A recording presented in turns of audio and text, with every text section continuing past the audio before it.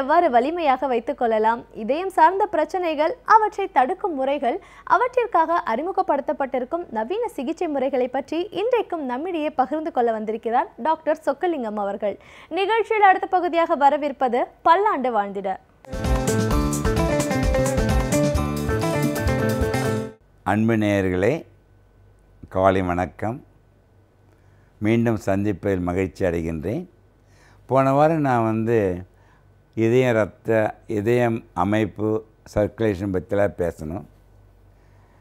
இந்த வாட்டி இதயம் எப்பொழுது நம்ம சின்ன கருவில் தாய் கருவுற்றிருக்கும்போது எப்போ அது அமைப்பு ஆகின்றது, எப்பொழுது உருவெடுக்கின்றது என்பதை பற்றி பார்க்கலாம். இந்த ஃபஸ்ட்டு ஸ்லைட் பாருங்களேன். இது கணவன் மனைவி உறவை பற்றி காட்டுறோம். நம்ம செக்ஸுன்றது நம்ம அது ஒரு டிவைன் கொடுத்த ஒரு பெரிய சக்தியானதை போய் நம்ம என்ன பண்ணியிருக்கோம், வாழ்க்கையில் நிறைய பேர் கொச்சைப்படுத்தி செக்ஸ்னாவே கேவலம் நினச்சி அது ஒரு அவமான பொருள் என்று நினைத்து அதை கொச்சைப்படுத்திட்டாங்க. உண்மையில் நமக்கு மனிதர்களுக்கு கிடைத்த ஒரு பெரிய வரமே செக்ஸ் என்பது. நாம் அனைவரும் இப்பொழுது இருக்கின்றோம், பார்த்து கொண்டிருக்கின்றோம், பேசிக்கொண்டிருக்கின்ற சொக்கலிங்கம், கோடிக்கணக்கான நேயர்கள் நாம் இருப்பதே நம் பெற்றோர்கள் உறவான செக்ஸின் மூலம் உருவானவர்கள். அதனால் இப்போல்லாம் இந்த செக்ஸ் எஜுகேஷன் 10 வயது 15 வயது மாணவர்களுக்கே சொல்லிக் கொடுக்க வேண்டும் உலகளவில். ஏன்னா ஒன்றை அது புரிந்து கொண்டால் அது ஒரு புனிதமாக மாறிவிடுகிறது. அது ஒரு அவமான சின்னம் கிடையாது. பட் ஆனால் கரெக்டான வழிமுறைப்படுத்தி செய்ய வேண்டும். அதான் மிருகங்களுக்கும் மனிதர்களுக்கும் சொசைட்டியில் மூவ் பண்ணும்பொழுது அதுக்குடைய தன்மைகளை நாம் அறிந்து செய்ய வேண்டும். சரி இப்போ கணவன் மனைவி உறவு வச்சுக்கிறாங்க. உறவு வைத்தவுடன் கணவனிடம் இருக்கின்ற ஸ்பெர்ம் இருக்குது இல்லைங்க, விந்து, மனைவி இருக்கின்ற ஓவரியில் ஓவம். இந்த விந்தும் ஓவமும் இந்த அடுத்த ஸ்லைடில் பாருங்களேன், இரண்டுமே யூனிசெல்லுலர். ஒரு ஓவம்ன்றது ஒரு செல், விந்து என்ற ஸ்பெர்ம்ன்றது ஒரு செல் தான். அதில் இந்த 2 செல்லும் ஒன்றாக சேருவது. ஒவ்வொரு மாதவிடாய்க்கும் ஒரு பெண்ணுக்கு ஒரு ஓவம்தான் வரும். நாம் உறவு வைத்து கொள்ளும் பொழுது ஒவ்வொரு மனிதனுடைய அந்த செமனில் மில்லியன்ஸ் ஆஃப் ஸ்பெர்ம்ஸ் இருக்குது, மில்லியன்ஸ்.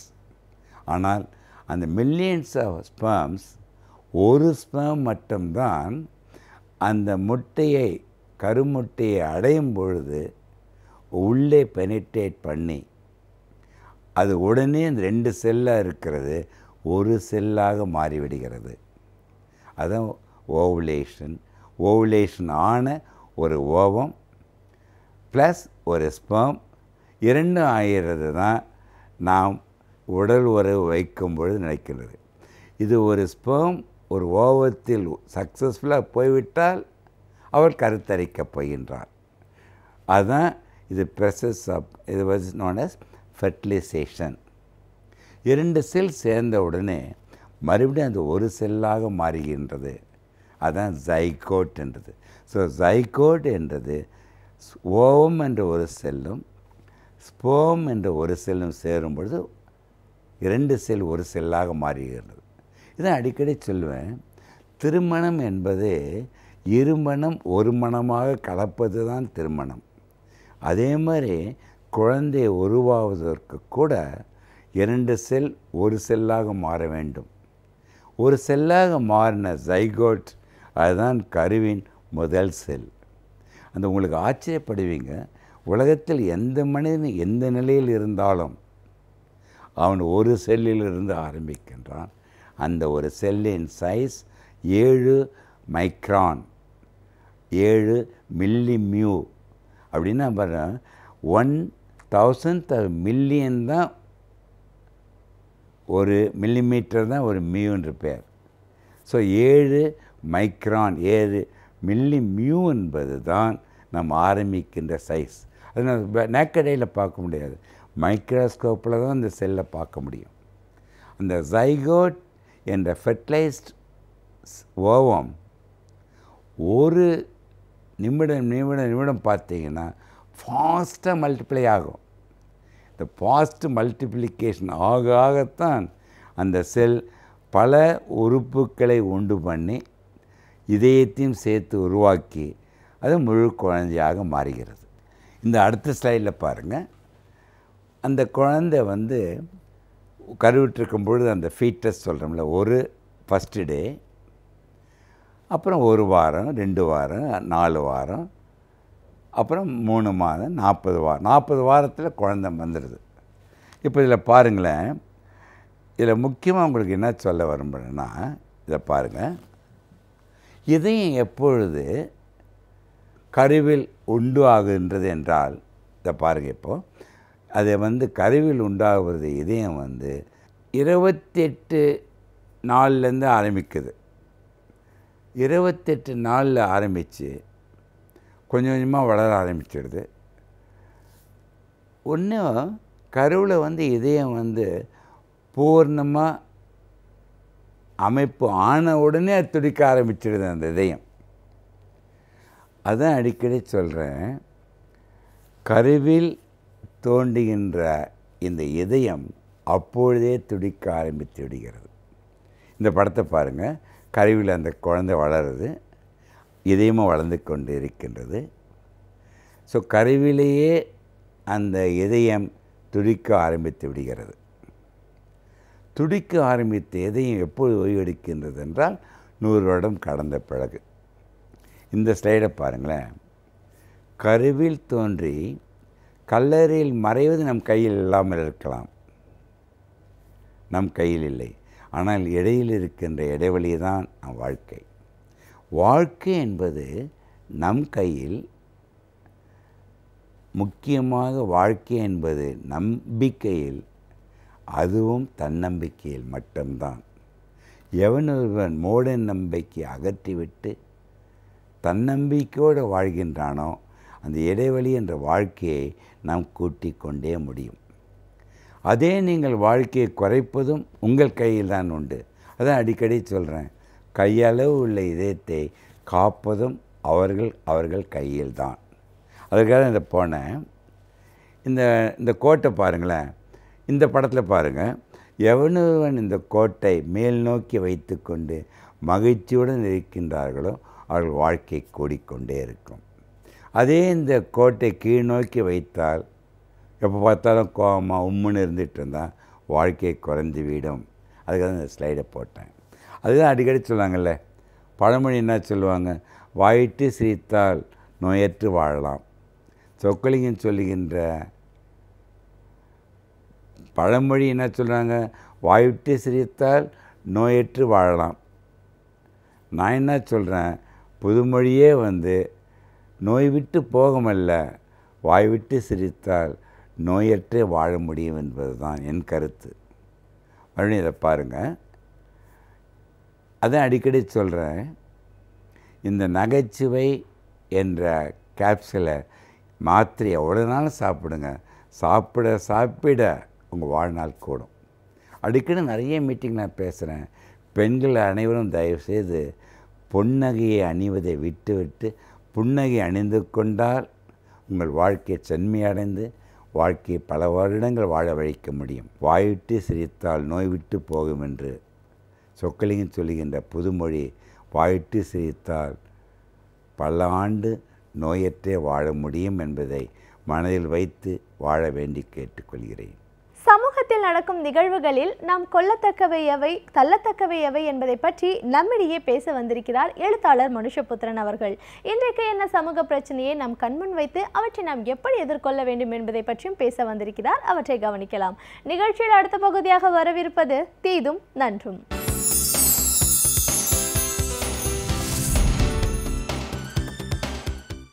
வணக்கம் நண்பர்களே.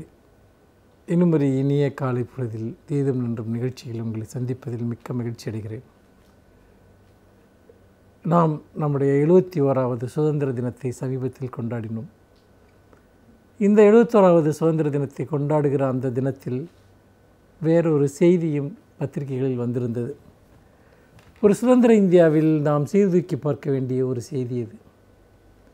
இந்தியாவிலேயே தலித் மக்களுக்கு எதிராக அதிகமான குற்றங்கள் நடக்கக்கூடிய மாநிலமாக தமிழகம் இருக்கிறது என்பதுதான் இந்த செய்தி. 2014ஆம் ஆண்டிலிருந்து இப்போது வரைக்கும் இந்த 3 ஆண்டுகளில் தலித் மக்களுக்கு எதிரான குற்றச்செயல்கள், பதிவு செய்யப்பட்ட குற்றச்செயல்களுடைய எண்ணிக்கை என்பது 32,000. இது ஒரு மிகப்பெரிய ஒரு எண்ணிக்கை. இந்த 32,000 குற்றச்செயல்களில் கொலை, பாலியல் ரீதியான துன்புறுத்தல்கள், சொத்துக்களை அபகரித்தல், வார்த்தையால் அவமானப்படுத்துதல் அல்லது உடல் ரீதியாக துன்புறுத்துதல், இப்படி பல்வேறு விதமான குற்றச்சாட்டுகள் பதிவாகி இருக்கின்றன. இந்தியாவிலேயே தலித்துகளுக்கு எதிரான குற்றச்செயல்கள் உண்மையில் தமிழகத்தில் நடக்கிறது என்பது அவமானகரமான ஒரு விஷயம்.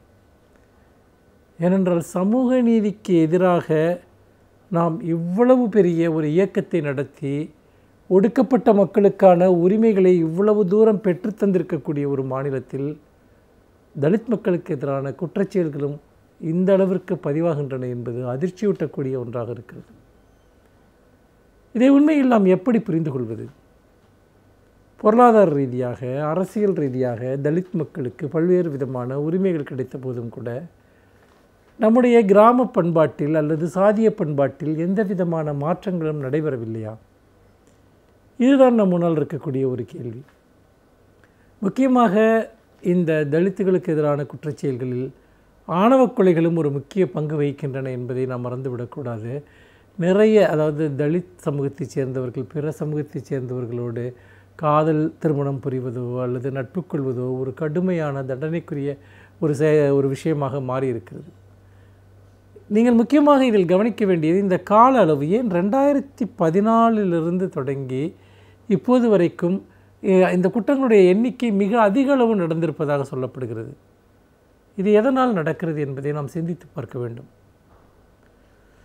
அப்படி பார்க்கிற போது இன்றைக்கு பழமைவாத சக்திகள் அல்லது சாதிய ரீதியாக மிகவும் பிற்போக்கான எண்ணங்களை கொண்ட சக்திகள் இன்று அரசியல் ரீதியாக ஒருங்கிணைந்து வருகின்றன என்பதை பார்க்க முடிகிறது. தமிழ்நாட்டில் தலித் அல்லாதவர்களுடைய கூட்டமைப்புகள் எல்லாம் கூட ஏற்படுத்தப்பட்டன. இது உண்மையிலேயே ஒரு அரசியல் கூட்டமைப்பு அல்ல. மாறாக ஒவ்வொரு கிராமத்திலும் ஆணவ கொலைகளை செய்ய வேண்டும் என்று விரும்புகிறவர்களுக்கு அல்லது தலித் மக்களுக்கு எதிரான குற்றங்களை இழைக்க விரும்புகிறவர்களுக்கு இது ஒரு தார்மீக வலிமையை கொடுக்கிறது, ஒரு பாதுகாப்பை கொடுக்கிறது. அப்படி பார்க்கிற போது குற்றங்களை திட்டமிட்டு அரங்கேற்றுவது என்பது கடந்த 4-5 ஆண்டுகளில் மிகப்பெரிய அளவு அதிகரித்திருக்கிறது என்பதைத்தான் இந்த புள்ளி விவரம் காட்டுகிறது. உண்மையில் தலித்துகளுக்கு எதிரான குற்றங்களை நியாயப்படுத்தக்கூடிய ஒரு களம் தமிழ்நாட்டில் உருவாக்கப்பட்டிருக்கிறது. ஒடுக்கப்பட்ட மக்களை வன்முறைக்கு ஆளாக்குவது தொடர்பான ஒரு களம் இங்கு உருவாக்கப்பட்டிருக்கிறது. இந்த ஒரு விஷயத்தின் அடிப்படையில் பார்க்கிற போது நாம் கடந்த ஒரு 50-60 ஆண்டுகளாக பல்வேறு சமூக சீர்திருத்தங்களின் மூலமாக அடைந்த பல மாற்றங்களை, காலச்சக்கரத்தை பின்னோக்கி செலுத்துகிற ஒரு முயற்சி என்பது இப்பொழுது நடைபெற்று கொண்டிருக்கிறது என்பதை நாம் அச்சத்துடன் நினைத்து பார்க்க வேண்டியிருக்கிறது. ஆம், வரலாற்றை அவர்கள் மீண்டும் ஒரு நூற்றாண்டுக்கு முன்னால், 2 நூற்றாண்டுகளுக்கு முன்னால் கொண்டு செலுத்தக்கூடிய சக்திகள் தமிழக அரசியலில் இப்பொழுது கிளைவிட்டு வருகின்றன. இது உண்மையிலேயே நமக்கு ஒரு மிகப்பெரிய ஒரு அவமானம் என்று தான் சொல்ல வேண்டும். இன்னொரு புறம் இந்த வழக்குகளை பொறுத்த வரைக்கும் சில சமயங்களில் சிலர் தங்களுடைய சுயநலத்திற்காக பதிவு செய்கிற போலியான வழக்குகள், இந்த போலியான வழக்குகளை சிலர் ஆதாயங்களுக்காக செய்கிறார்கள் என்கிற குற்றச்சாட்டு எழுகிறது. இதில் 2 அம்சங்கள் இருக்கின்றன. ஒன்று, உண்மையாகவே தலித் மக்கள் துன்பத்திற்கு, அதாவது சாதி ரீதியான கொடுமைகளுக்கு ஆளாகிற போது பல சமயங்களில் காவல்துறை அதை பதிவு செய்வதே கிடையாது. பதிவு செய்யாதது மட்டுமல்ல, பெரும்பாலான வழக்குகளில் முறையான விசாரணையும் நடைபெறுவது கிடையாது. குற்றவாளிகளும் தண்டிக்கப்படுவது கிடையாது. இன்னொரு புறம் சில ஆதாயங்களுக்காக போலி வழக்குகளை பதிவு செய்யக்கூடியவர்கள். அப்படி ஒரு சம்பவம் நடைபெற்றாத போதும் கூட சில இடங்களில் அப்படிப்பட்ட வழக்குகள் பதிவு செய்யப்படுகின்றன என்பது சுட்டிக்காட்டப்படுகிறது. இதன் காரணமாக உண்மையிலேயே ஜாதி கொடுமைகளுக்கு ஆளாகக்கூடிய தலித் மக்களுக்கும் ஒரு நியாயம் கிடைக்காமல் போய்விடுகிறது. அதோடு மட்டுமல்லாமல் ஆங்கிலேய ஆட்சியாளர்களுடைய அந்த காலத்தில் பஞ்சமி நிலம் என்று சொல்லக்கூடிய கிட்டத்தட்ட 5000 ஏக்கர் நிலத்தை தலித் மக்களினுடைய பயன்பாட்டிற்காக பிரிட்டிஷ் ஆட்சியாளர்கள் ஒதுக்கிவிட்டு சென்றார்கள். ஒவ்வொரு கிராமத்திலும் தலித் மக்கள் பயன்படுத்துவதற்கான, அவர்கள் விவசாயம் செய்து கொள்வதற்கோ வீடு கட்டி கொள்வதற்கோ மற்ற பொது பயன்பாட்டிற்கோ அந்த நிலங்களை அவர்கள் பயன்படுத்தி கொள்ளலாம் என்று ஒவ்வொரு கிராமத்திலும் பிரிட்டிஷ் ஆட்சியாளர்கள் பஞ்சமி நிலங்களை ஒதுக்கிவிட்டு சென்றார்கள். அந்த 5000 ஏக்கர் நிலத்தில் பெரும்பகுதி இன்று பிற சாதியினருடைய கட்டுப்பாட்டில் இருக்கிறது, சமூக விரோதிகளுடைய கட்டுப்பாட்டில் இருக்கிறது. இது எல்லாமே தலித் மக்களுக்கு எதிராக நாம் தொடர்ந்து இழைத்து வரக்கூடிய ஒரு அநீதியினுடைய சில அம்சங்கள். அந்த வகையில் பார்க்கிற போது 71வது சுதந்திர தினத்தில் இவ்வளவு தூரம் தலித் மக்களுக்கு எதிரான குற்றச்செயல்கள் பெருகி இருப்பது என்பது நம்முடைய விடுதலையை பற்றிய கேள்விகளை எழுப்புகிறது. உண்மையான விடுதலை என்பது அது சமூக விடுதலை என்பதைத்தான் இந்த செய்தியும் நமக்கு காட்டுகிறது. மீண்டும் இன்னும் ஒரு புதிய சிந்தனையோடு உங்களை சந்திக்கிறேன். நன்றி, வணக்கம். ஒரு துறையை பற்றி நாம் முழுமையாக அறிந்து கொள்ள வேண்டும் என்றால் அந்த துறையை சேர்ந்த வல்லுநர்கள் நம்மிடையே பகிர்ந்து கொள்ளும் பொழுதுதான் அந்த துறையை பற்றி பல தகவல்களை நாம் அறிந்து கொள்ள முடியும். அந்த வகையில் இன்றைக்கு நாம் சந்திக்கவிருக்கும் சிறப்பு விருந்தினர் எந்த துறையிலிருந்து வந்து என்ன பயனுள்ள தகவல்களை நம்மிடையே பகிர்ந்து கொள்ள இருக்கிறார் என்பதை கவனிக்கலாம். நிகழ்ச்சியில் அடுத்த பகுதியாக வரவிருப்பது சிறப்பு விருந்தினர்.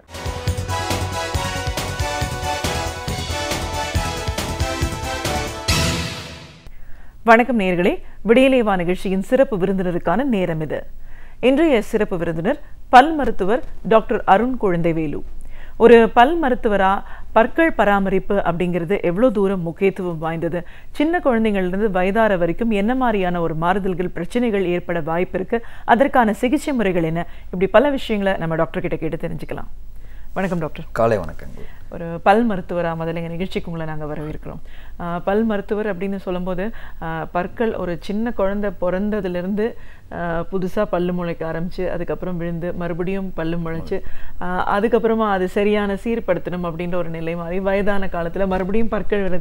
ஒரு பெரிய சைக்கிள், நம்ம பிறந்ததுலேருந்து இறக்குற வரைக்கும் பற்கள் அப்படிங்கிறதுல நிறைய சேஞ்சஸ், அதில் ஏதாவது பிரச்சனை வர்றதுக்கான வாய்ப்பு இருக்குது. ஒரு மருத்துவர் அணுகணும். அது அப்பாற்பட்ட அதை சார்ந்தும் வேறு உறுப்புகள், இதில் ஒரு கோளாறு இருந்தால் அதை மற்ற உறுப்பை பாதிக்குமா, இப்படி நிறைய பிரச்சனைகள் இருக்கு. பொதுவாக பற்கள் சார்ந்த பிரச்சனைகள் என்ன, அதற்கான சிகிச்சை முறைகள், இன்னைக்கு இருக்கிற நவீன சிகிச்சை முறைகள் மூலமா எந்த அளவுக்கு நம்ம சரி பண்ண முடியும், இப்படி நிறைய விஷயங்களை எங்க நேர்லோட நீங்க முழுமையா பகிர்ந்துக்கணும். இப்போ முதல்ல நான் சொன்ன மாதிரி இந்த பிறப்புல இருந்து இறப்பு வரைக்கும் பற்கள் சார்ந்த பிரச்சனைகள் அப்படின்னு வரும்போது என்னெல்லாம் வரதுக்கு வாய்ப்பு இருக்கு? பொதுவாக பல்னு பார்த்தீங்கன்னா ஒரு பிறந்த குழந்தைக்கு அந்த ஈரிலேருந்தே நம்ம வந்து பராமரிக்க ஆரம்பிக்கலாம்னு வச்சுக்கோங்களேன். ஸோ அதுக்கப்புறம் தான் உங்களுக்கு அந்த பற்கள் முளைக்க ஆரம்பிக்குது. ஸோ அது முதல்ல முளைக்கிற அந்த பாட்பற்கள் வந்து ரொம்ப ஜாக்கிரதையாக பார்த்துக்க வேண்டியது.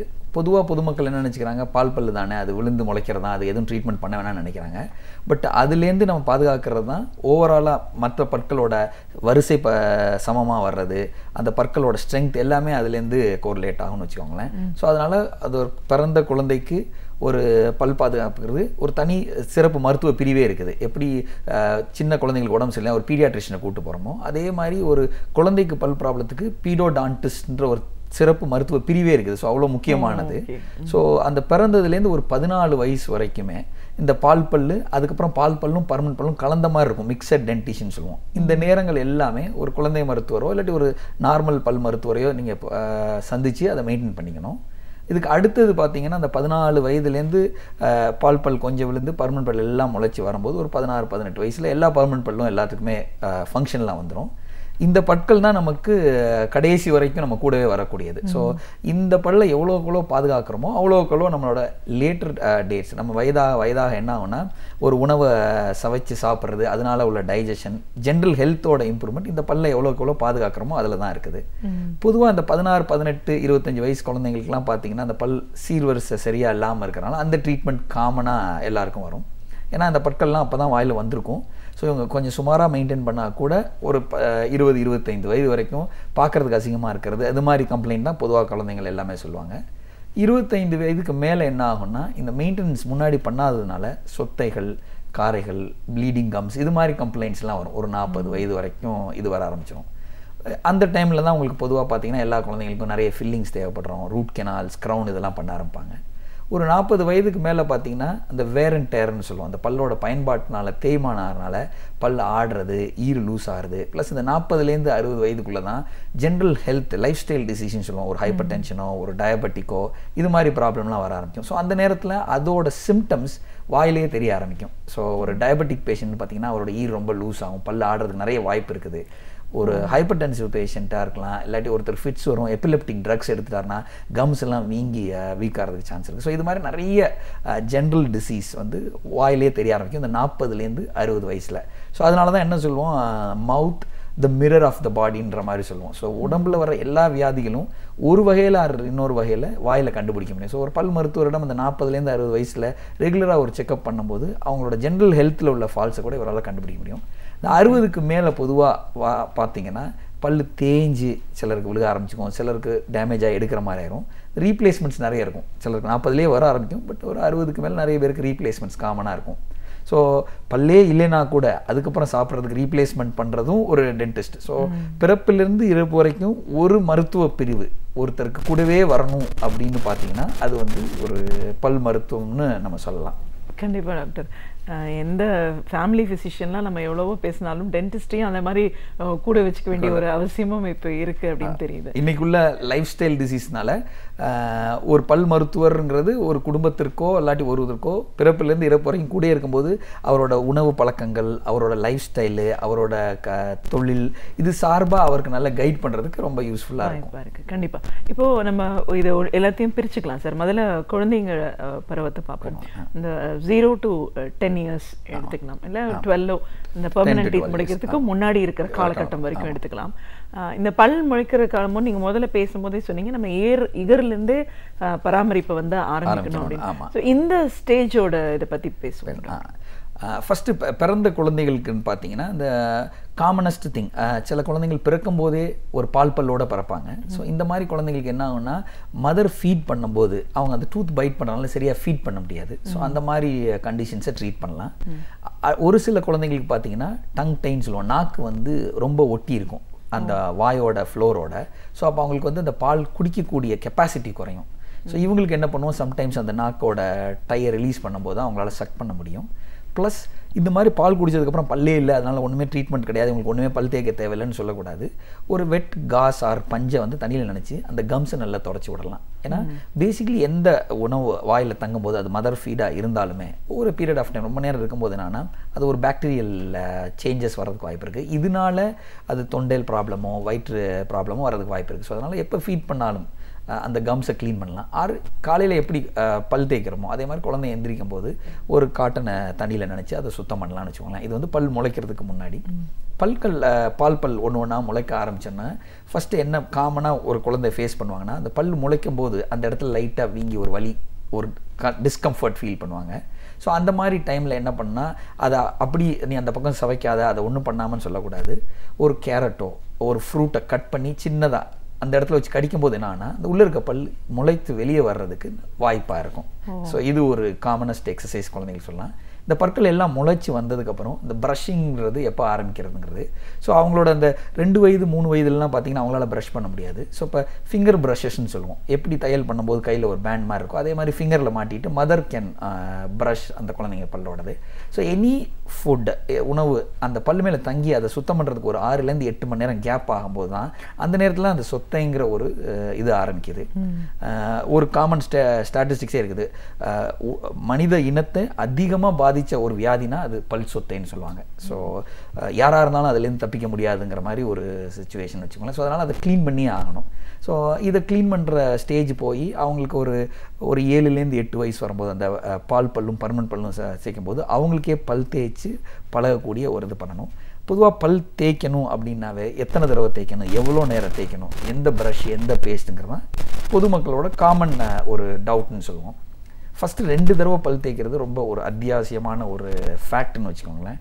ஏன்னா ஒரு உணவுப் பொருள் ஒரு பல்லில் தங்கி இருந்ததுனால் ஒரு 6லேருந்து 8 மணி நேரத்தில் அது வந்து அந்த பாக்டீரியா பல்ல டேமேஜ் பண்ண ஆரம்பிக்கலாம். சொத்தைங்கிறது என்ன, ஒரு இட்ஸ் அ பாக்டீரியல் டிசீஸ்ன்னு தான் சொல்லுவோம். ஒரு இடத்துல ஒரு உணவு இருக்குது, அந்த உணவை டைஜஸ்ட் பண்ணுறதுக்காண்டி நம்ம சலைவரி ஆசிட்ஸ் அதில் ரியாக்ட் பண்ணும்போது என்னன்னா அந்த இடம் ரஃப் ஆகுது. அந்த ரஃப்னஸில் திருப்பி நிறைய உணவு பதியும் போதும் நிறைய பாக்டீரியா ப்ரொடியூஸ் ஆகும்போது அந்த சொத்தை வருது. ஸோ அந்த 6 to 8 hours ஒரு நாளைக்கு 4 தடவை எல்லாரும் பல் தேய்க்கவே முடியாது. ஸோ அட்லீஸ்ட் அந்த 2 தடவைங்கிறது இட் வில் அவாய்ட் நிறைய சொத்தைகளை அவாய்ட் பண்ணும். ரெண்டாவது இந்த நைட்டில் தேய்க்கிறதோட முக்கியத்துவம் என்னென்னு பார்த்தீங்கன்னா, அந்த இரவு பொழுதுங்கிறது தான் நம்ம ஒரு 6லேருந்து 8 மணி நேரம் வாயில் எந்த ஆக்டிவிட்டியும் இருக்காது, எச்சி சுரக்காது, நம்ம பேச மாட்டோம், ரெஸ்ட்லேயே இருக்கும். ஸோ அந்த நேரத்தில் இந்த டேமேஜ் இந்த பாக்டீரியாஸ் நிறைய காஸ் பண்ணலாம். ஸோ டிப்பிக்கலி கேட்டிங்கன்னா நைட்டு பல் தேய்ச்சா சொத்தை வராது. காலையில் நம்ம பல் தேய்க்கிறது வந்து ஃப்ரெஷ்னஸ்க்காக. ஸோ நிறைய வெளிநாடுகளில் நிறைய மக்கள் என்ன பண்ணுறாங்கன்னா, நைட்டு தூங்க போகிறதுக்கு நல்லா பல் தேய்ச்சிறாங்க, காலையில் எந்திரிச்சு வாய் கொப்பளிச்சிடுவாங்க. வெறும் மவுத் வாஷில் வாய் கொப்பளிச்சுட்டு காஃபி பிரேக்ஃபாஸ்ட் சாப்பிட்டுட்டு அதுக்கப்புறம் பல் தேய்ச்சிட்டு போவாங்க. ஸோ இப்போ என்ன ஆயிருது, அந்த 8 மணி நேரம் அந்த டேமேஜ் காஸ் பண்ணுறதை அவாய்ட் பண்ணிக்கிறாங்க, மவுத் வாஷ் வச்சு சுத்தம் பண்ணிக்கிறாங்க. சாப்பிட்டதுக்கப்புறம் ப்ரஷ் பண்ணும்போது என்னன்னா, அடுத்தது அவங்களுக்கு ஒரு 12-14 மணி நேரத்தில் திருப்பி ஒரு ப்ரஷிங்க்கு ஒரு ஆப்பர்ச்சுனிட்டி வந்துடுது. இந்த ஒரு எக்ஸசைஸ் முக்கால்வாசி காமனாக இருக்கிற பல் ப்ராப்ளத்தை குறைச்சிரும். ஸோ இது வந்து அந்த ஒரு 6 வயதுலேருந்து அந்த 14 வயதுக்குள்ளே இவங்க பண்ணிட்டாங்கன்னாவே நிறைய பல் உபாதைகளை தடுத்துலாம். இது இல்லாமல் இதை மெயின்டைன் பண்ண முடியாமல் பல் சொத்தைகள் நிறைய வந்துருச்சுன்னா குழந்தைங்களுக்கு என்ன பண்ணுவாங்க அப்படின்னு பார்த்தீங்கன்னா, நார்மல் ஃபில்லிங் பண்ணுவாங்க, சிலருக்கு க்ளீனிங் பண்ணுவாங்க. ஒரு சிலருக்கு அந்த சொத்தை ரொம்ப ஆழமாக ஆயிருந்தனால் அதுக்கு வந்து பல்பெக்டமின்ற மாதிரி சொல்லுவாங்க. அந்த பால் பல்லில் உள்ள அந்த நரம்புகளை சுத்தம் பண்ணி ஒரு கேப் மாதிரி பண்ணுவாங்க. இதுதான் காமனஸ்ட் ட்ரீட்மெண்ட்டு. இது இல்லாமல் சொத்தையை தவிர்க்கக்கூடிய சில முறைகள் இருக்குது. ஃப்ளூரைடு அப்ளிகேஷன் சொல்லுவாங்க. எப்படி ஒரு டூத்துக்கு அடிஷ்னல் ப்ரொடெக்ஷன் வேணுமோ, இந்த ஒரு 6 வயதுலேருந்து 14 வயசு வரைக்கும் அந்த பல் எல்லாம் முளைத்ததுக்கப்புறம் ஃப்ளூரைன்ற ஒரு கெமிக்கலை அந்த டூத் மேலே வச்சு ஒரு ஒன்ஸ் இன் 10 days 15 days மந்த்ஸ்க்கு ஒரு தடவை அவங்க பண்ணுவாங்க, சொத்தையோட வாய்ப்பை பொறுத்து. ஸோ அது வந்து சொத்தை வரக்கூடிய தன்மையை தவிர்க்கும். ஸோ இதுதான் பொதுவாக குழந்தைங்களுக்கு தேவைப்படக்கூடிய ஒரு பல் சிகிச்சை முறையாகும். இந்த ஸ்டேஜஸ் பற்றி பேசும்போது இன்னொரு டவுட் இருக்குது. இந்த தெத்துப்பல் எல்லாம் முளைக்குது பார்த்தீங்களா, அது சிங்கப்பல்னு சில பேர் சொல்கிறாங்க. பட் அதனால சரியாக ப்ரஷ் பண்ண முடியாமல் பல் நம்ம பராமரிக்க முடியாத சூழலும் இருக்குன்னு சொல்கிறாங்க. அது ஏன் வருது, அதை எப்படி சார் தவிர்க்கிறது? பொதுவாக அந்த தெத்துப்பல்ங்கிறது ஒரு 2-3 காரணத்தினால வரும். ஒன்று வந்து பால் பல் சரியான நேரத்தில் விழுகலைன்னா அந்த பால் பல் வர வேண்டிய இடத்துக்குள்ள பின்னாடி வரக்கூடிய அந்த பர்மனன்ட் பல் கோணலாக வந்துடுது. ஸோ அது ஒரு காமனஸ்ட் ரீசனு. செகண்ட் வந்து சிலருக்கு கை சப்புற மாதிரி, நகம் கடிக்கிற ஹேபிட்ஸு, உதட கடிக்கிற ஹேபிட்டு, நாக்கை வச்சு தள்ளுற பழக்கங்கள் இருக்கும். இது என்ன பண்ணணும், அந்த பல்லை வெளியே தள்ளி தெத்த வைக்கும். யூஸ்வலாக பல்லு ஒரு ஆர்ச்சில் அமையணும்னா அதுக்கு பேசிக்லி 2 கான்செப்ட் தான். ஒன்று உதடோட மஸ்குலர் புஷ், இன்னொன்று உள்ளே இருக்கிற நாக்கோட தள்ளுறது. ஸோ இந்த நாக்கும் உதடும் அந்த ஆர்ச் ஃபார்மை க்ரியேட் பண்ணும். ஸோ நாக்கை வச்சு நிறைய தள்ளினாங்கனாலும் பல்லை ஏற்றிடும், கையை உள்ளே வச்சு சப்புனாலும் பல்லை ஏற்றிடும், சிலர் உதட கடிப்பாங்க உள்ளே வச்சு, அப்போனாலும் வெளியே ஏற்றும்னு வச்சுக்கோங்களேன். இது காமனாக, இது ஒரு பொதுவானது. இந்த பழக்கங்கள்னால சிலருக்கு வரும். சிலருக்கு அந்த பால் பல் சரியான நேரத்தில் விழுகாதனால அந்த பல்லு கோணலாக வரும். சிலருக்கு என்னன்னா பல்லோட சைஸுன்னு சொல்லுவோம், அகலமும் தாடை எலும்போட அகலமும் சமமாக மேட்ச் ஆகலைன்னா அந்த பல் உள்ளே வர்றது ஒரு புக் ஷெல்ஃப் மாதிரி தானே. இது ஒரு 10 புக் வைக்கிற இடத்துல ஒரு 12 புக் வைக்கும்போது ஒரு 2 புக் முன்ன பின்ன வரும். ஸோ இதனால தான் இந்த தெத்துப்பல்கள் வரும். இது பொதுவாக அந்த 12லேருந்து 14 வயசில் எல்லா பர்மனன்ட் பல்லும் வரும்போது நம்ம அதை பார்த்துட்டோம்னா அதை வந்து அந்த பிரேசஸ்ன்னு சொல்லுவோம், கிளிப்புன்னு போடுற மாதிரி.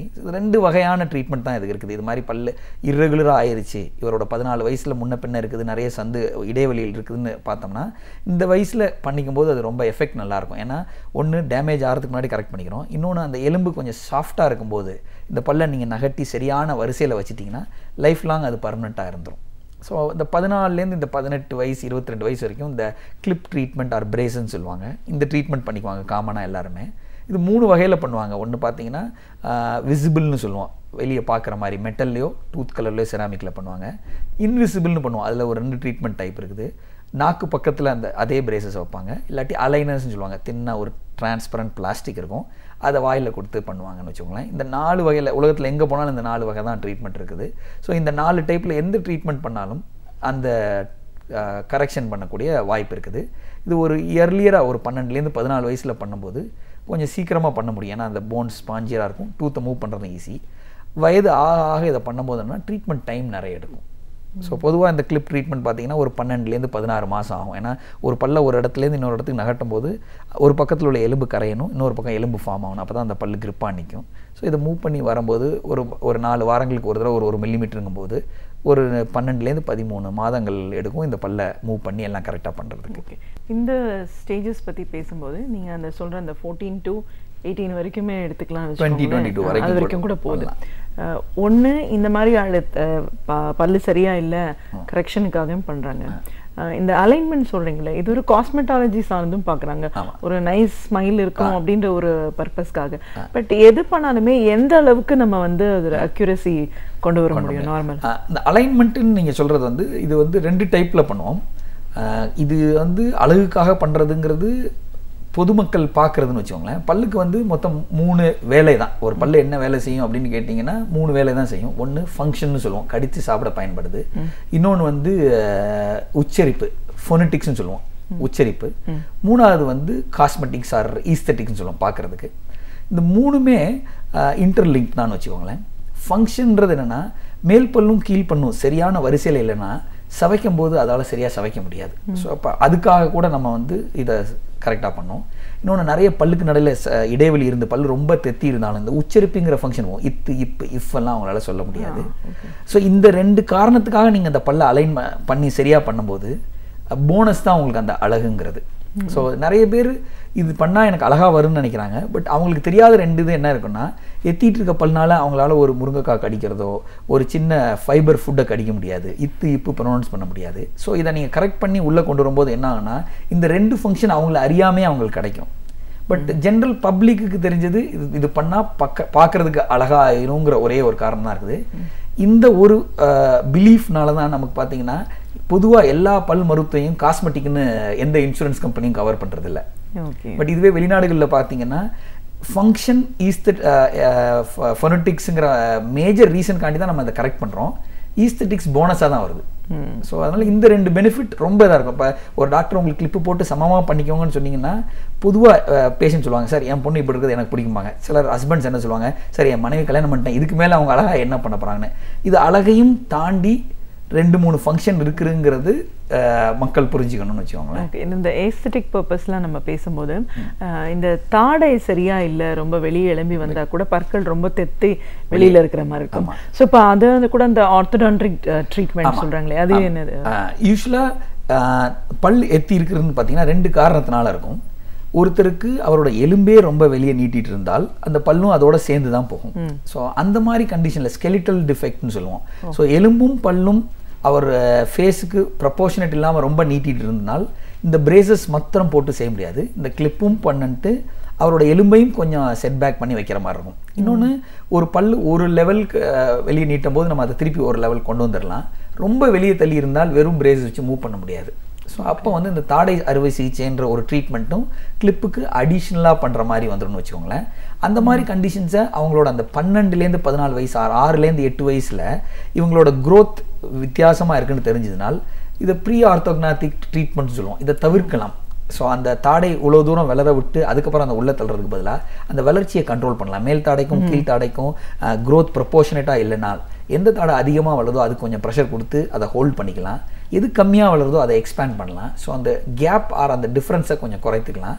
இது வந்து இந்த அறுவை சிகிச்சை மாதிரி ஃபர்தர் ட்ரீட்மெண்ட்ஸை அவாய்ட் பண்ணும். ஸோ அதனால தான் அந்த 14 வயதுலேருந்து ஒரு பல் மருத்துவரை பார்க்கணும், 8 வயதுலேருந்து பார்க்குறது காரணம்னா ஃப்யூச்சரில் ஒரு ப்ராப்ளம் வந்து அது பெரிய ட்ரீட்மெண்ட்டாக பண்ணுறத இவங்களால முதலே கண்டுபிடிச்சி அவாய்ட் பண்ண முடியும். ஓகே. ஸோ இப்போது இந்த பற்கள் இது எல்லாமே பண்ணி முடிச்சதுக்கப்புறம் இனிமேல் அவங்களுக்கு பிரச்சனை வராதுன்னு இப்போது ட்ரீட்டட் டீத்துக்கும் ஒரு நார்மலாக இருக்கிறவங்களுக்கும் இருக்கிற டிஃப்ரென்ஸ்ன்னு பார்த்தா இந்த 22 இயர்ஸ்குள்ளே நம்ம வந்து இதெல்லாம் முடிச்சிடறோம், சரியா இல்லையோ ஏதோ ஒரு பர்பஸில் மாடிஃபை பண்ணுறோம், சேஞ்ச் பண்ணுறோம். அதுக்கப்புறம் இருக்கிற ரெஸ்ட் ஆஃப் லைஃப்பில் இது காம்ப்ளிகேட் பண்ணாதா, பர்மனெண்ட்டாக இது செட்டில் ஆகிடுமா? பொதுவாக இந்த ஆர்த்தோடான்டிக் ட்ரீட்மெண்ட் கிளிப்பு போட்டு சரி பண்ணிட்டோம்னா இது பொதுவாகவே வேறு காம்ப்ளிகேஷன் வரதுக்கு வாய்ப்பே கிடையாது. இயற்கையாக இந்த ட்ரீட்மெண்ட் பண்ணாத ஒருத்தருக்கு என்னெல்லாம் தொந்தரவு வரலாமோ, ஃபார் எக்ஸாம்பிள் அவர் சரியாக மெயின்டைன் பண்ணலாம், ஒரு சொத்தை வரலான்னா இவருக்கும் வரலாம், ஒரு அடிபட்டா உடையலான்னா இதுவும் உடையலாம். பட் இந்த பல்லுக்கும் அந்த பல்லுக்கும் வித்தியாசம் ஒன்றும் கிடையாது. இவரோட சொந்த பல் ஒரு இடத்துல இருக்கிறத இன்னொரு இடத்துக்கு நம்ம நகற்றி வச்சுருக்கோம். அதுக்கப்புறம் அவர் நார்மலாக எல்லாரும் மெயின்டைன் பண்ணுற மாதிரி ஒரு 2 தடவை பல் தேய்த்து 1லேருந்து ஒரு 6லேருந்து 12 மாதத்துக்குள்ளே ஒரு பல் மருத்துவர் அணுகி ஏதாச்சும் ஒரு பேசிக்கான க்ளீனிங்லாம் பண்ணிக்கிட்டாருன்னா 2 தடவை பல் தேய்ச்சி 6 மாதத்துக்கு ஒரு தடவை க்ளீனிங் பண்ணாவே பொதுவாகவே யாருக்குமே ஒரு பல் தொந்தரவுகள் வர்றதுக்கு வாய்ப்பு ரொம்ப கம்மி. ஓகே.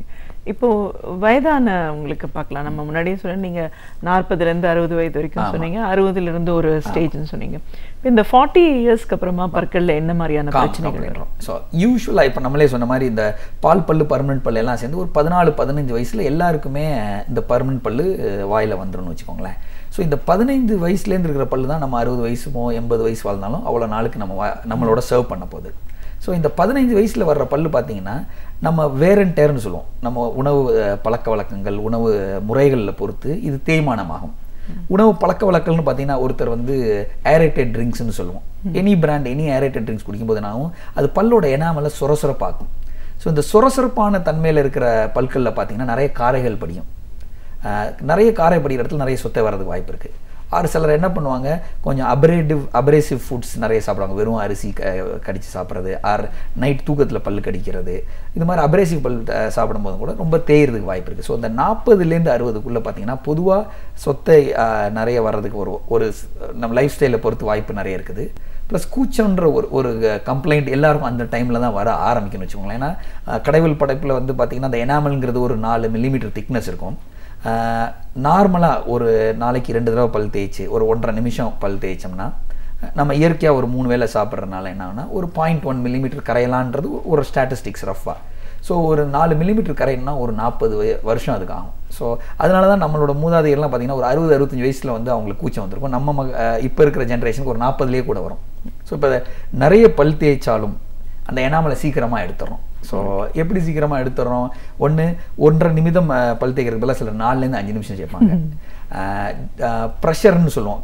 ப்ரெஷரை வந்து குவான்டிஃபை பண்ணுறது ரொம்ப கஷ்டம். ஒரு மைக்ரோலெட் பென்சில் நம்ம எழுதும்போது ஒரு ஜென்டிலாக ப்ரெஷர் கொடுத்தோம்னா அந்த லிட்டு உடையும். ஒரு ப்ரஷில் அவ்வளோ ப்ரெஷர் கொடுத்தா போதும் க்ளீன் பண்ணுறதுக்கு. ஸோ ஒரு 1.5 நிமிடம் இந்த ஜென்டில் ப்ரெஷரில் 2 வேளை பல் தேய்ச்சிங்கன்னா ஒரு டீசென்ட்லி ஒரு 30 வருஷம் அந்த எனாமல் தேயாது. ஸோ இப்போ என்ன அவங்களுக்கு கூச்சங்கிறது ஒரு 50 வயசு வரைக்கும் வராது. இந்த கூச்சம் வந்தால் என்ன பண்ணுறதுன்றதான் இது. ஸோ ஃபஸ்ட்டு கூச்சம் வரும்போது என்ன பண்ணுறாங்க, எல்லோரும் டிவியில் பார்க்குறாங்க, ஒரு பேஸ்ட்டோட ஆட் வருது, பல் மருத்துவர் அணுகாமல் அதை வாங்கி யூஸ் பண்ணிக்குவோம் அப்படின்ற ஒரு பழக்கம் இருக்குன்னு வச்சுக்கோங்களேன். இந்த கூச்சம் குறைக்கக்கூடிய பேஸ்ட் பார்த்தீங்கன்னா இது வந்து உங்களோட ரெகுலர் பேஸ்ட்டுக்கு ஆல்டர்னேட்டிவே கிடையாது. பொதுவாக நம்ம சொல்லும் போது இது வந்து it's an adjuvant to your regular paste. உங்கள் ரெகுலர் பேஸ்ட்டோட இதை சேர்த்து தான் பயன்படுத்தணுமே தவிர அதுக்கு பதிலாக இதை பயன்படுத்தக்கூடாது. ஏன்னு கேட்டிங்கன்னா ஒரு ரெகுலர் பேஸ்ட்டில் ஒரு 5லேருந்து 7 ஆக்டிவிட்டி இருக்கும். சொத்தையை குறைக்கக்கூடியது, மவுத் ஃப்ரெஷ்ஷு, காரையை குறைக்கும், பாக்டீரியாவை குறைச்சிரும், கம்ஸை ஸ்ட்ரெங்தன் பண்ணும், எனாமலை ரீமினரலைஸ் பண்ணுன்ற மாதிரி ஒரு 7-8 ஆக்டிவிட்டி இருந்தால் இந்த கூச்சம் குறைக்கிற பேஸ்ட்டில் பார்த்தீங்கன்னா கூச்சத்தை குறைக்கக்கூடிய பொட்டாசியம் நைட்ரேட்டுங்கிற ஒரே ஒரு இன்க்ரீடியன்ட் தான் இருக்கும். ஸோ அப்போ அந்த மீது 5 ஆக்டிவிட்டி குறைஞ்சிரும். ஸோ இது மாதிரி கூச்சம் வரும்போது நீங்களாக கூச்சம் குறைக்கிற பேஸ்ட்டை யூஸ் பண்ணால் பொதுவாக நீங்கள் 2 தடவை பல் தேய்க்கிறவராக இருந்தால் காலையில் ரெகுலர் பேஸ்ட் வச்சு பல் தேய்ச்சிட்டு நைட்டில் இந்த கூச்சம் குறையிற பேஸ்ட்டை வச்சு பல் தேய்க்கிறது கொஞ்சம் இம்பார்ட்டன்ட். ஏன்னா இந்த பொட்டாசியம் நைட்ரேட்டுங்கிறது இந்த 6 மணி நேரம் உங்கள் வாயில் இருக்கும்போது அந்த கூச்சம் குறையிறதுக்கு நிறைய வாய்ப்பு இருக்குது. இல்லை எனக்கு 2 தடவை பல் தேய்க்கிற பழக்கம் இல்லைன்னா காலையில் எந்திரிச்சோன்னே இந்த பேஸ்ட்டை எடுத்து கையில் நல்லா பல் தேய்ச்சிட்டு ஒரு 1.5 to 2 நிமிஷம் விட்டுட்டு அதுக்கப்புறம் உங்கள் ப்ரஷ்ஷில் உங்களோட ரெகுலர் பேஸ்ட்டை வச்சு மேலே பல் தேய்ச்சிங்கன்னா அந்த கூச்சம் நல்லா குறையும். ஸோ இந்த மாதிரி பண்ணலாம். கூச்சத்துக்கு ரொம்ப கூச்சம் இந்த பேஸ்ட் பயன்படுத்தியும் குறையலைன்ற பட்சத்தில் பார்த்தீங்கன்னா தான் இந்த பற்களுக்கு நடுவில் சொத்தை வரக்கூடிய ஒரு வாய்ப்பு இருக்குது. அது இயற்கையில் உங்களால் கண்டுபிடிக்க முடியாது. இந்த சொத்தையை தவிர்க்கிறதுக்காக தான் 6 மாதத்துக்கு ஒரு தடவையோ வருஷத்துக்கு ஒரு தடவையோ ஒரு பல் மருத்துவரை அணுகி காரையோ சொத்தையோ இருக்கான்னு க்ளீன் பண்ணி அவங்கள செக் பண்ணிக்க சொல்கிறதுங்கிறது ஒரு நல்ல ஹேபிட்னு வச்சுக்கோங்களேன். ஸோ நம்ம பொதுவாக என்ன பண்ணுறோம், பல் டாக்டர் எப்போ பார்ப்போம், வலி வந்ததுக்கப்புறம் தான் போய் பார்க்குறோம். ஸோ அந்த ஸ்டேஜில் வந்து டேமேஜ் நிறைய ஆயிடுது. இது ஒரு காரணத்துக்காக தான் நாங்கள் பொதுவாக என்ன சொல்லுவோம், dentistry is not expensive, negligence is எக்ஸ்பென்சிவ்னு சொல்லுவோம். பல் மருத்துவம் ரொம்ப விலை உயர்ந்தது கிடையாது, பட் அதை பராமரிக்காமல் விட்டோம்னா அது விலை செலவு நிறைய வைத்து விடுன்றான். ஸோ ஒரு 6 மாதத்துலேருந்து 1 வருஷத்துக்குள்ளே போய் பார்க்கும்போது இது மாதிரி ஏர்லி ஸ்டேஜில் பல்லுக்கு நடுவில் வர்ற சொத்தையோ இல்லாட்டி காரை படிந்து சொத்தை வரக்கூடிய வாய்ப்பையோ நம்ம தவிர்த்திடலாம். ஸோ அந்த 40லேருந்து 60 வயசு வரும்போது மேண்டேட்ரியாக 40 வயசு ஆனால் வாக்கிங் பண்ணுங்கள், மேண்டேட்ரியாக ஒரு 40 வயசு ஆனால் பிபி ரெகுலராக செக் பண்ணிக்கோங்க, உங்கள் லைஃப் ஸ்டைலை மாற்றிக்கணும், ஃபிசிக்கல் எக்ஸசைஸ் நிறைய பண்ணுங்கன்னு சொல்கிறாங்க. அது பல்லுக்கும் பொருந்தும். ஏன்னா அந்த 40 வயசில் அது ஒரு 15 வயசுலேருந்து ஒரு 20 வருஷம் உங்களுக்கு உழைத்திருச்சு. அதோட வேர் அண்ட் டேரை வந்து நீங்கள் பராமரிக்க ஆரம்பித்தே ஆகணும். ஸோ அந்த 40 வயசில் இந்த சொத்தைகளை வர தவிர்க்கணும்னா ஒரு 6 மாதத்துக்கு ஒரு பல் டாக்டர் போய்க்கணும். ஏர்லி ஸ்டேஜில் சொத்தை இருந்தால் ஒரு ஃபில்லிங், கொஞ்சம் ஆழமாயிருச்சுன்னா ஒரு ரூட் கெனால் கிரவுன், இதெல்லாம் பண்ணி இருக்கிற பல்ல பாதுகாத்துட்டோம்னா உங்களுக்கு ஃபியூச்சரில் மற்ற ப்ராப்ளங்களை அவாய்ட் பண்ணிக்கலாம். இந்த ரூட் கெனால் அப்படின்னு சொன்னீங்கல்ல, இது என்ன? ரூட் கெனால்ங்கிற ஒரு முறை பார்த்தீங்கன்னா காமனாக ஒரு பல்லில் ஒரு சொத்தைங்கிறது தான் ஒரு பெரிய வியாதின்னு சொல்லுவோம். இன்னைக்கு சொத்தைங்கிற ஒரு டேர்ம் வந்து பல் சொத்தைங்கிறது எல்லாருக்கும் தெரிஞ்ச ஒரு வியாதி ஆயிடுது. ஸோ இந்த பல் சொத்தை வந்து ஒரு 3 லெவலில் நம்ம கன்சிடர் பண்ணலாம். அந்த முதல் கண்டிஷன் பார்த்தீங்கன்னா ஒரு சொத்தையை க்ளீன் பண்ணிவிட்டு ஒரு பர்மனெண்ட் ஃபில்லிங் வச்சிடலாம். இந்த ஃபில்லிங் வச்சுட்டிங்கன்னா பொதுவாக மக்கள் கேட்குறது, சார் ஒரு ஃபில்லிங் பண்ணுறமே இதுக்கு எவ்வளோ நாள் வாரண்டின்றது ஒன்று வந்து இன்றைக்கி பொதுவாகவே எல்லா மக்களும் விருப்பப்பட்டு கேட்குற ஒரு கேள்வி. நாங்கள் பொதுவாக பல் மருத்துவர் நாங்கள் என்ன பண்ணுவோம்னா, எல்லாமே தேய்மானம் தான். கடவுள் கொடுத்த பல் அதோட எனாமல் இஸ் ஸ்ட்ராங்கஸ்ட் இந்த பாடின்னு சொல்லுவோம். எலும்போடு அதுக்கு ரொம்ப சக்தி இருக்குது. அதுவே நம்மளோட பயன்பாட்டில் தேயக்கூடியது. அதுவே நம்ம சரியாக மெயின்டைன் பண்ணாட்டினால் சொத்தை அரிக்கக்கூடியதுன்னா, மனிதனால் செய்யப்பட்ட இந்த ஃபில்லிங்கிறதுக்கு வந்து it is not a permanent replacement. எந்த ஃபில்லிங்னாலும் அந்த மெட்டீரியலை பொறுத்து, அந்த டேமேஜை பொறுத்து ஒரு 3லேருந்து 5 வருஷம் 5 வருடங்கள் பயன்படும். அதுக்கப்புறம் அது தேஞ்சால் அதை ரீஃபில் பண்ணி தான் ஆகணும். நான் எனாமலுக்கு ஈக்குவலண்ட் ஃபில்லிங் இது வரைக்கும் கண்டுபிடிக்க முடியலன்னு வச்சுக்கோங்களேன். ஸோ இதுக்கு அடுத்த ஸ்டேஜ் இது இன்னும் கொஞ்சம் ஆழமாக போயிருந்தனால் நம்ம அந்த டைமில் என்ன பண்ணுவோம், 2 ஃபில்லிங் கலந்து ஒரு டெம்பரரி ஃபில்லிங் கொடுத்துட்டு வலி தொந்தரவு இல்லைனால் அதுக்கு மேலே ஒரு பர்மனெண்ட் ஃபில்லிங் எடுப்போம். 3வது ஸ்டேஜ் ரொம்ப ஆழமாக போய் பல்லுக்கு உள்ள நரம்புக்கு பக்கத்தில் அந்த சொத்தை போயிடுச்சுன்னா ஒரு 20-25 வருஷத்துக்கு முன்னாடி இந்த மாதிரி பல்லை எடுத்து போட்டுருவோம். நவீன ட்ரீட்மெண்ட்லாம் கிடையாது. இப்போ என்ன பண்ணுறாங்க, அதுக்கு வேறு சிகிச்சை ரூட் கெனால் ட்ரீட்மெண்ட் சொல்கிறாங்க. அந்த சொத்தையை சுத்தம் பண்ணிவிட்டு அந்த உள்ள நரம்பெல்லாம் க்ளீன் பண்ணிவிட்டு அதை ஃபில்லப் பண்ணி அதுக்கு மேலே ஒரு கேப் மாதிரி பண்ணிடுறாங்க. ஸோ அப்போ என்ன ஆயிடுது, அவரோட பல் எடுக்கப்படாமல் ஃபங்க்ஷனலாக ரீட்டைன் ஆகுது. ஸோ இது ஒரு ரூட் கெனால் ட்ரீட்மெண்ட்னு சொல்லக்கூடணும். பல் மருத்துவராக பற்கள் சார்ந்த பிரச்சனைகள் என்ன, குழந்தை பிறந்ததுலேருந்து வயதாக இறப்பு வரைக்கும் பற்கள் பராமரிப்பு அப்படிங்கிறது எப்படி ஒரு பீரியாடிக் கண்டினியூஸ் ப்ராசஸாக இருக்குது. ஒரு மருத்துவர் அப்படிங்கிறோட பங்களிப்பு இதில் எவ்வளோ தூரம் தேவையாக இருக்குது. பராமரிப்பு அப்படின்னு வரும்போது நம்ம ஆரம்பத்திலேருந்தே ட்ரெயின் பண்ண வேண்டிய அவசியம் என்ன, அப்படியெல்லாம் தாண்டி வரும்போது என்ன பிரச்சனைகள் இருக்குது, அதற்கான நவீன சிகிச்சை முறைகள் இன்றைக்கி என்னென்ன இருக்குன்னு பல விஷயங்களை எங்களோட நீங்கள் முழுமையாக பகிர்ந்ததுக்கு நன்றி. தேங்க்ஸ். அறிவியல், வரலாறு, இதுவரை நாம் அறியாத உண்மைகள், இவைகளிலிருந்து நமக்கு தேவையான தகவல்களை தொகுத்து இனிமையாக வழங்க வந்திருக்கிறார் பேராசிரியர் சுபவீரபாண்டியன் அவர்கள். நிகழ்ச்சியில் அடுத்த பகுதியாக வரவிருப்பது ஒன்றே சொல் நன்றே சொல்.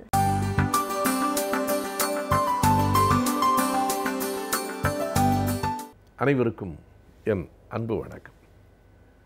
வரலாற்றில் நமக்காக உழைத்தவர்கள், நம் நாட்டின் முன்னேற்றத்திற்காக உழைத்தவர்கள் பலரை காலப்போக்கில் நாம் மறந்து விடுகிறோம்.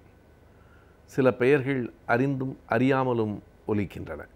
சில பெயர்கள் முற்றிலுமாகவே அறியப்படாமல் இருக்கின்றன. அப்படி அறியப்படாமலேயே இருக்கிற, கண்டிப்பாக அறிந்து கொள்ள வேண்டிய ஒரு பெயர் வெரியர் எல்வின் என்பது. இந்த பெயரே பலருக்கும் புதிதாக கூட இருக்கலாம். இது ஒரு இங்கிலாந்து நாட்டுக்காரரினுடைய பெயர். அவர் பிறப்பினால்தான் வெள்ளைக்காரரே தவிர வாழ்ந்தது, உழைத்தது எல்லாம் இந்த இந்திய மக்களுக்காகத்தான் என்பது ஒரு பெரிய செய்தி.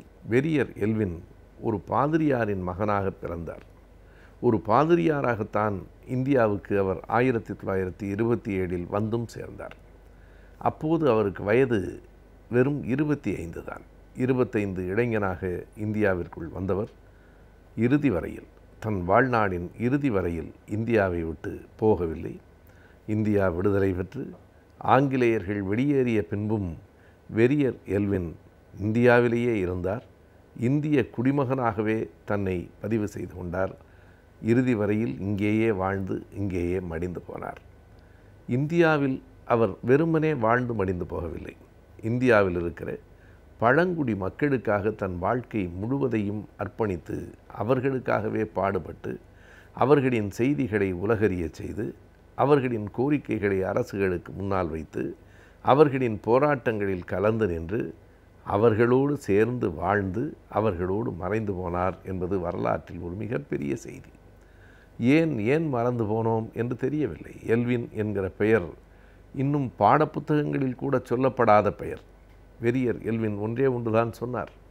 இந்தியாவிலே இருக்கிற ஒடுக்கப்பட்ட மக்களுக்காக குரல் கொடுப்பதற்கு தலைவர்கள் இருக்கிறார்கள். சிறுபான்மையினருக்காக குரல் கொடுக்கிற தலைவர்களை பார்க்கிறேன். ஆனால் இன்று வரையில் பழங்குடி மக்களுக்காக போராடியவர்களின் எண்ணிக்கை மிக குறைவாகவே இருக்கிறது. அந்த மக்களுக்காகவே என் வாழ்க்கை என்று தெரிவித்த ஒருவனை, ஒரு மாமனிதனை நாம் மறந்து போனோம் என்றால் அது சற்று மன்னிக்க முடியாத குற்றம் என்று தான் சொல்ல வேண்டியிருக்கிறது. யாரும் எடுத்து சொல்லவில்லை. பாட புத்தகங்களில் இல்லை. அவரை பற்றிய கட்டுரைகள் இல்லை. எங்கோ அங்கொன்றும் இங்கொன்றுமாக சில குறிப்புகள் மட்டுமே அவரை பற்றி கிடைக்கின்றன. ராமச்சந்திர குஹா ஒரு புத்தகத்தில் எழுதியிருக்கிறார். சில ஆங்கில ஏடுகளில் சில கட்டுரைகள் வந்திருக்கின்றன. இவற்றை தவிர அவரை தேடித்தான் நாம் கண்டுபிடிக்க வேண்டியிருக்கிறது. அவர் பாதிரியாராக வந்ததற்கு பிறகு இந்தியாவை பார்த்து, இந்திய மக்களை பார்த்து, குறிப்பாக பழங்குடியினரை பார்த்து அவருடைய மனம் மாறிற்று. நாம் அவர்களுக்காக பணியாற்ற வேண்டும் என்று கருதினார். 4 ஆண்டுகள்தான் அவர் பாதிரியாராக இருந்தார். 1931 அந்த பொறுப்பிலிருந்து அவர் தன்னை விடுவித்து கொண்டு அந்த மக்களோடு வாழ்வது என்று முடிவு செய்து புறப்பட்டார். மீண்டும் அந்த கிறித்துவ சங்கத்திலிருந்து அவருக்கு அழைப்பு வந்தது. அதனை அவர் ஏற்கவில்லை. எனவே 1936ஆம் ஆண்டு அவரை முற்றிலுமாக அவர்கள் விலக்கிவிட்டார்கள். அவரே விலகிவிட்டார், அவர்களும் விலக்கிவிட்டார்கள்.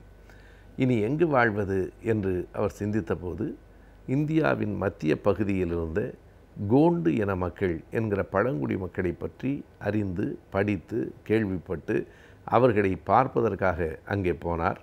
சில நாள்கள் அவர்களோடு தங்கினார், அவர்களோடு பழகினார். மெல்ல மெல்ல அங்கேயே நான் தங்கிக் கொள்கிறேன் என்றார். சில மாதங்கள் தங்கியிருக்கக்கூடும் என்று பலரும் கருதினார்கள். ஏதோ ஒரு ஆராய்ச்சிக்காக வந்திருக்கிறார் என்று கருதினார்கள்.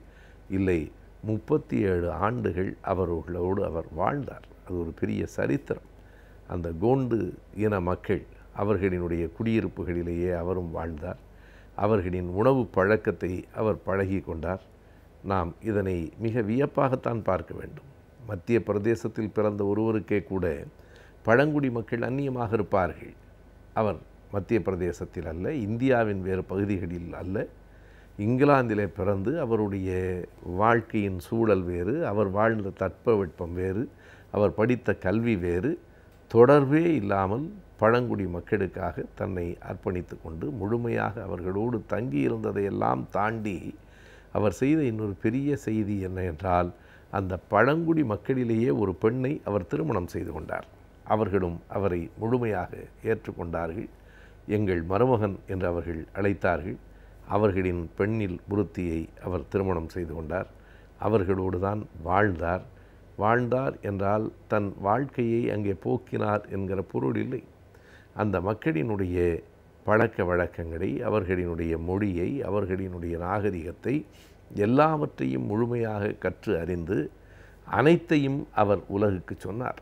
அந்த கோண்டு இன மக்களை பற்றி இன்றைக்கு இந்தியாவும் உலகமும் ஓரளவுக்காவது அறிந்திருக்கிறது என்று சொன்னால் அது முழுக்க முழுக்க எல்வினினுடைய பணியால் தான். வெறியர் எல்வின் என்கிற ஒரு மனிதன் இல்லை என்றால் அந்த கோண்டு இன மக்களினுடைய வாழ்க்கை வெளிச்சத்திற்கு வந்திருக்காது. ஏனென்றால் அவர்களுக்கு எழுத படிக்க தெரியாது, அவர்களின் மொழி வெளியில் இருக்கிறவர்களுக்கு தெரியாது, வெளியில் இருக்கிறவர்கள் பேசுகிற மொழி அவர்களுக்கு புரியாது. அவர்கள் மொழியை கற்றறிந்து அதனை ஆங்கிலத்தில் எழுதி அதனை உலகறிய செய்த பெருமை வெறியர் எல்வினுக்குத்தான் உண்டு. அந்த கட்டுரைகளில் சிலவற்றை பற்றி குறிக்க வேண்டுமானால், அவர் ஒன்றை இங்கிலாந்திலிருந்து வருகிற ஏட்டில் ஆங்கிலத்தில் அதை கட்டுரையாக எழுதியிருக்கிறார். அந்த மக்களுக்கான மிகப்பெரிய சிக்கல்கள் என்ன என்பதையெல்லாம் அவர் தெரிவிக்கிறார். அடிப்படையாக அந்த மக்களினுடைய நிலங்கள் பறிக்கப்பட்டிருக்கின்றன, அதுதான் பெரிய சிக்கல் என்கிறார். தங்களின் நிலத்தை இழந்து, தங்களின் கலாச்சாரத்தை இழந்து, இயல்பாகவே அவர்கள் நாடோடிகளாக வாழ்கிறவர்கள். எந்த இடத்தில் பயிர் செய்தார்களோ அங்கேயே திரும்ப திரும்ப பயிர் செய்வதில்லை. காட்டுப்பகுதியில் இன்னொரு இடத்துக்கு போய் பயிர் செய்கிறார்கள். இப்படி வாழ்கிற அந்த மக்கள் திரும்ப திரும்ப ஓடுங்கள் என்று விரட்டப்பட்டார்கள். எதனால் என்றால், வனத்துறை என்பது தேவையான ஒன்றுதான், காடுகளை பாதுகாப்பதற்கு அது தேவை. ஆனாலும் அந்த வனத்துறையினர் இந்த பழங்குடி மக்களிடம் காட்டிய கெடுபிடிகள் அவர்களின் வாழ்க்கையையே வெறுமையாக ஆக்கிவிட்டன. ஓடிக்கொண்டே இருந்தார்கள். இரண்டாவது, மதுவிலக்கு பற்றி வந்திருக்கிற கொள்கை இருக்கிறதே. நாட்டில் இருக்கிறவனெல்லாம் மது அருந்துகிறான், ஆனால் காட்டில் இருக்கிறவர்கள் மது அருந்தக்கூடாது என்று அவர்களுக்கு வேறு வழி இல்லை. அந்த மதுவை அருந்தித்தான் அவர்கள் தங்களை அந்த கடுமையான வேலைகளுக்கு அணியப்படுத்தி கொள்ள வேண்டியிருக்கிறது. அங்கே மது அருந்தாதீர்கள் என்று சொன்ன அந்த செய்தி, பிறகு கல்வியறிவு அற்றவர்களாகவே அந்த மக்கள் வாழ்ந்தது. வெறியர் என்ன செய்தார் என்றால், போராடி அந்த மக்களுக்கான தொடக்க நிலை கல்விகளை அங்கே கொண்டு வந்தார்.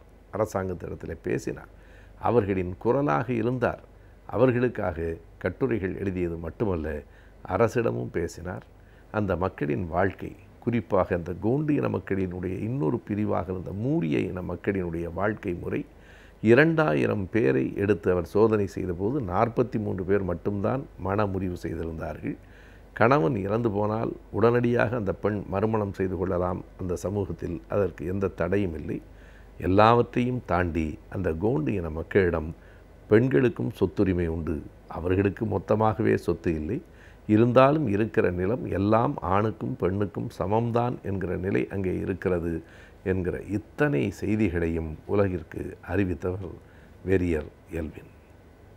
ஒரு நாட்டின் அடிப்படை சட்டங்களை பற்றி அறிந்திருக்க வேண்டியது அவசியமாகிறது. இதன் மூலம் பல சூழல்களில் பல பிரச்சனைகளிலிருந்து நம்மளை நாம் பாதுகாத்துக் கொள்வதற்கு பயனுள்ளதாக அமைகிறது.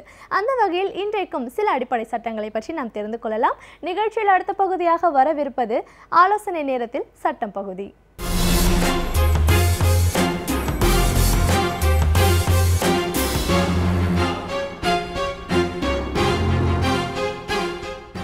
வணக்கம். இன்றைய ஆலோசனை நேரத்தில் நம்ம பார்க்க போகிற மிக முக்கியமான விஷயம் என்னன்னு கேட்டிங்கன்னா, சமீபத்தில் நம்மளுடைய சென்னை உயர்நீதிமன்றத்தின் நீதிபதி திரு சுப்பிரமணியம் அவர்கள் வழங்கிய ஒரு தீர்ப்பு பற்றி நம்ம பேச போகிறோம். என்ன மாதிரியான ஒரு தீர்ப்பு? ஒரு 10,000 ரூபாய் காஸ்ட் கொடுத்துருக்காங்க அந்த ஜட்ஜு அப்படின்னா யார் மேலே? யூனிவர்சிட்டி மேலே கொடுத்துருக்காங்க. அப்போ என்ன மாதிரி வழக்கு அது அப்படின்னு நமக்கு ஒரு நிமிஷம் தோணும். என்னன்னு கேட்டிங்கன்னா, பணியிடங்களில் பெண்களுக்கு பாலியல் நடக்குமானால் அதை விசாரிப்பதற்கான கமிட்டி குறித்தான விஷயம் குறித்து இந்த தீர்ப்பு பேசுது. அதாவது வேலைக்கு போகிற பெண்கள் எதுக்காக வேலைக்கு போகிறாங்க? விளையாடுறதுக்காக அல்ல, அல்லது தங்களது பொழுதை போக்குவதற்காக அல்ல. உண்மையிலேயே என்ன நினைக்கிறாங்கன்னா, பெண்கள் கட்டாயமாக நம்ம வேலைக்கு போகணும், நம்ம சம்பாதிக்கணும், நம்ம சொந்த காலில் நிற்கணும், நம்முடைய அப்பா அம்மாவுக்கு சுமையாக இருக்கக்கூடாது, அல்லது பிற்காலத்தில் தன்னுடைய வாழ்க்கையில் தன்னுடைய வாழ்க்கை துணைக்கு ஒரு சப்போர்ட்டாக இருக்கணும், அல்லது திருமணமான பெண்களாக இருந்தால் என் குடும்பத்தில் பிள்ளையை நல்லா படிக்க வைக்கணும். இந்த மாதிரி பல காரணங்களுக்காக பெண்கள் வேலைக்கு செல்கிறார்கள். அப்படி வேலைக்கு செல்வது என்பது இந்த தேசிய வளர்ச்சிக்கே ஒரு மிகப்பெரிய உந்து சக்தியாக இருக்கிறது பெண்களது உழைப்பு என்பது. அப்போ அந்த பெண்களது உழைப்பை பற்றி பேசுகிற நேரத்தில் அவங்க வேலை செய்கிற இடத்துல அவங்களுக்கு நிச்சயமாக பாதுகாப்பு வேணுமா வேண்டாமா அப்படிங்கிற ஒரு கேள்வி எழுகிறது. நான் பல வழக்குகளில் பார்த்துருக்குறேன். இந்த மாதிரி ஒரு பெண்மணி வேலை செய்கிறாங்க. வேலை செய்கிற இடத்துல இருக்கக்கூடிய அந்த அதிகாரியோ அவர்களுக்கு உயர் அதிகாரியாக இருக்கலாம், அல்லது அவங்களோட பணிபுரிகின்ற சக ஊழியராக இருக்கலாம், அல்லது அந்த அலுவலகத்திற்கு தொடர்ந்து பணிக்காக வந்து செல்கின்ற வேறு யாராவது இருக்கலாம். அப்படி யாராவது ஒருவர் ஏதோ ஒரு ஆண் காரணமாக அந்த பெண் பாலியல் சீண்டலுக்கு உட்படுத்தப்பட்டால் அவளுக்கு நிவாரணம் கொடுக்கப்பட வேண்டுமா அப்படிங்கிறது ஒரு அடிப்படையான ஒரு கேள்வி. என்னது, ஒரு முதலாளிகிட்ட போய் வேலை செய்கிறோம், வேலை செய்கிற இடத்துல வேலை கொடுக்குறோமா இல்லையா, கரெக்டாக வேலை வாங்குறோமா இல்லையா, அதைத்தானே பார்க்கணும். யாரோ பக்கத்தில் இருக்கிறவன் ஏதாவது கலாட்டா பண்ணினா, இல்லை இந்த கம்பெனிக்கு வந்துட்டு போகிற ஒரு கொரியர் காரனோ, அல்லது அங்கே டெலிஃபோன்ஸை க்ளீன் பண்ணி சுத்தம் பண்ணி கொடுத்துட்டு போகிற ஒரு ஆளோ, அல்லது வேறு ஏதாவது ஒரு நபரோ, வாட்டர் கேன் போடுற ஒரு நபரோ அங்கே இருக்கக்கூடிய பெண் ஊழியரிடம் தவறாக நடந்து கொண்டால் அதுக்கு எப்படி நான் பொறுப்பாவேன் அப்படின்னு கூட கம்பெனியில் இருக்கிறவங்க அல்லது முதலாளியாக இருக்கிறவர்கள், இந்த நிறுவனத்தை நடத்துகிறவர்கள் கேட்கக்கூடும். ஆனால் உண்மையில் அடிப்படையான விஷயம் என்னென்னா, ஒரு பெண் வேலை செய்கிற இடத்திற்கு வந்துவிட்ட பின் அவளது பாதுகாப்பை உத்தரவாதப்படுத்த வேண்டியது அரசின் கடமை.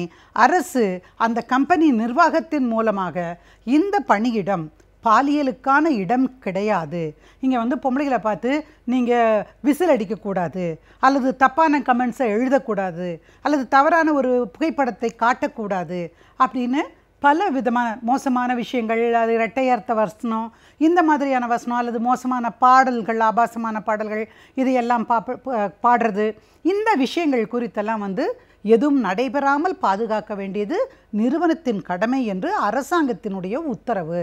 அரசாங்கத்தின் உத்தரவு எப்படி வரும்? சட்டமாக வந்திருக்கு. அப்போது ஒரு பணியிடத்தில் ஒரு பாலியல் புகாரை ஒரு பெண் கொடுக்க வேண்டும் என்றால் அதுக்கு ஒரு இன்டர்னல் கம்ப்ளைண்ட்ஸ் கமிட்டி இருக்க வேண்டாமா? அதுதான் அந்த சட்டம் சொல்லுது. ஒவ்வொரு நிறுவனத்திலையும் கட்டாயம் 10க்கு மேலே இருந்துட்டாலே கட்டாயமாக இதுக்காக ஒரு புகார் கமிட்டியை கொடுக்கணும். யார்கிட்ட கொண்டு போய் கொடுக்க முடியும்? அங்கே நாம் பணிபுரிகிற இடங்களில் பார்த்திங்கன்னா பெரும்பாலும் ஆண்கள் தான் நம்மளை சுற்றி இருப்பாங்க. பெண்கள் குறைவான எண்ணிக்கையில் இன்றைக்கும் வந்து வேலை செய்கிறாங்க. அதான் உண்மை. 27% பெண்கள் தான் இன்றைக்கு வந்து பணிக்கே வந்திருக்கார்கள்னு நம்முடைய புள்ளி விவரங்கள் சொல்லுகின்றது. என்றால் பெருவாரியாக ஆண்கள் நிறைந்திருக்கக்கூடிய நிறுவனங்களிலே இன்றைக்கு நாம் அதிகமாக பணிபுரிய நேர்கிறது.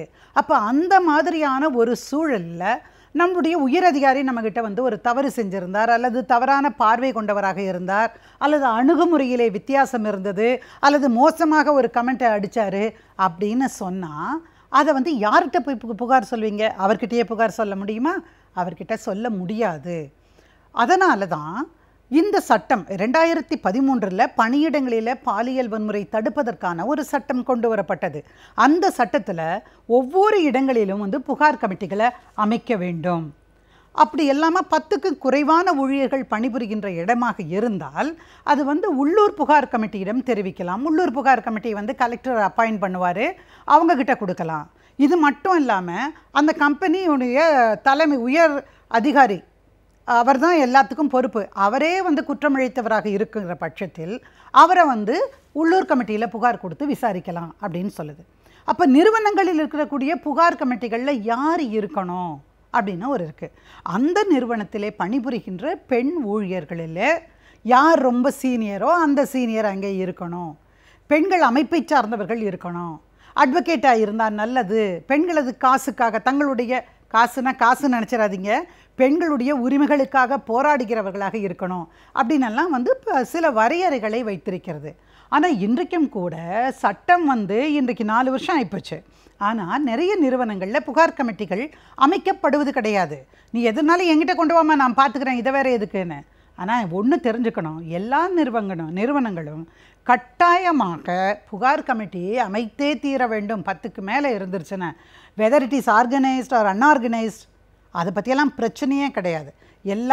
எல்லா அமைப்புகளுக்குமே கட்டாயமாக ஒரு புகார் கமிட்டி இருக்கணும், பெண்கள் இருக்கணும். அப்போ இந்த பெண் வந்து அங்கே புகார் கொடுக்கணும் அப்படின்னு சொல்கிறாங்க. அதற்கான சூழ்நிலை இல்லாத பட்சத்தில் புகார் கொடுக்க முடியாமல் போய்விட்டாலோ அல்லது சரியான முறையிலே புகார் கமிட்டி அமைக்கப்படவில்லை என்றாலோ பெண்கள் கட்டாயமாக, பாதிக்கப்பட்ட பெண்கள் நீதிமன்றத்தை அணுகலாம். எனவே அந்த அடிப்படையில் தான் இந்த வழக்கு விசாரணைக்கு வருகிறது. அப்படி வருகின்ற பொழுது சரியான முறையிலே இந்த தீர்ப்பில் சொல்லப்பட்டிருக்கிற விஷயம் என்னென்ன, புகார் கமிட்டிகள் அதனுடைய பங்கு என்ன, அந்த ரோல் வந்து எப்படி வந்து சட்டத்தில் வரையறுக்கப்பட்டிருக்கிறது என்பதை சுட்டிக்காட்டிய நீதிபதி அவர்கள் அதை செய்ய தவறிய இந்த நிர்வாகத்திற்கு ஒரு 10,000 ரூபாய் காஸ்ட்டை வந்து போட்டிருக்காங்க. அப்போது அதாவது அபராதத் தொகையாக நிர்வாகம் கட்ட வேண்டும் இந்த பொண்ணுக்கு, எதுக்காக, இந்த கேஸ் செலவு மற்றவங்களுக்காக அப்படின்னு சொல்லி ஒரு உத்தரவு வந்திருக்கிறது. ஆக இதில் அடிப்படையில் பெண்கள் நீங்கள் தெரிஞ்சு கொள்ள வேண்டிய ஒரு விஷயம் என்னன்னு கேட்டிங்கன்னா, நீங்கள் வேலை செய்கிற அலுவலகத்தில் பாலியல் புகார்களை கொடுப்பதற்காக என்ன அந்த இடத்துல புகார் கமிட்டி இருக்கா அப்படின்னு தெரிஞ்சுக்க வேண்டியது ரொம்ப ரொம்ப அவசியம். உங்களுடைய அந்த கம்பெனியினுடைய போர்ட்டலை எடுத்து பார்த்தீங்கனாலே கட்டாயமாக 0 செக்ஷுவல் ஹரஸ்மெண்ட் பாலிசி அப்படிங்கிறது அங்கே இருக்கும். அதற்கு கீழே யார் யார் உறுப்பினர்கள், எப்படி புகார் கொடுப்பது, எப்படி தடை செய்யப்பட்ட பகுதியாக இது அறிவிக்கப்பட்டிருக்கிறது பாலியல் வன்முறைக்கு அப்படிங்கிறதெல்லாம் கொடுத்துருப்பாங்க. அதனால் ஃபஸ்ட்டு எங்கள் அப்பாயின்மெண்ட் ஆர்டர் வாங்கின உடனே நீங்கள் முதல் பார்க்க வேண்டியது போர்ட்டலில் போய் இப்படி ஒன்று இருக்கா, அதன் மூலமாக புகார்களை கொடுப்பதற்கான வாய்ப்பு இருக்கிறதா என்பதை நம்ம தெரிஞ்சுக்கணும். எல்லாருக்கும் இது நடக்குன்னு சொல்ல முடியாது, ஆனால் நடக்காமவே போகும் அப்படின்னு நம்ம சொல்லிட முடியாது. எனவே எச்சரிக்கையோடு இருப்பதற்கு புகார் கமிட்டிகள் சரியாக அமைக்கப்பட்டிருக்கின்றவா அப்படின்னு வந்து நீங்கள் தெரிஞ்சுக்கணும். இன்னும் ஒரே ஒரு சின்ன விஷயம் என்னென்னா, அப்படி ஒரு வேளை முறைப்படி அந்த கமிட்டி அமைக்கப்படவில்லை என்றால் நீங்கள் சொன்னால் உங்கள் வேலை போயிடும்னா கூட நீங்கள் மாநில மகளிர் ஆணையத்துக்கோ அல்லது ஒரு பெண்கள் அமைப்புகளுக்கோ அல்ல வழக்கறிஞர் அமைப்புகளுக்கோ நீங்கள் வந்து தகவல் கொடுத்தீங்கன்னா கூட அதுக்காக முன்னெடுத்து போராட முடியும், நம்முடைய உரிமைகளை வென்றெடுக்க முடியும். நம் மனம் சீராக இருந்தால்தான் நம்முடைய எண்ணங்களும் சிந்தனைகளும் சிறப்பாக இருக்கும். நம் மனதை சீராக வைத்துக் கொள்வதற்கான தகவல்களை நம்மிடையே பகிர்ந்து கொள்ள வந்திருக்கிறார் டாக்டர் பதுர் மொய்தீன் அவர்கள். நிகழ்ச்சியில் நிறைவு பகுதியாக வரவிருப்பது மனமே மனமே.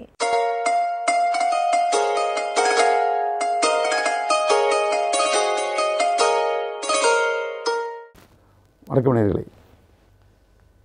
குழந்தைகள், அதாவது ஸ்ட்ரெஸ் என்பது குழந்தைகளும் இருக்கின்றது. நாம் குழந்தைகளுக்கு அதாவது அறிவுத்திறன் குறைப்பதற்கு உள்ள காரணிகளிலும் இதை சேர்த்துக்கொள்ளலாம். ஸ்ட்ரெஸ் என்பது, ஸ்ட்ரெஸ் என்றால் என்ன?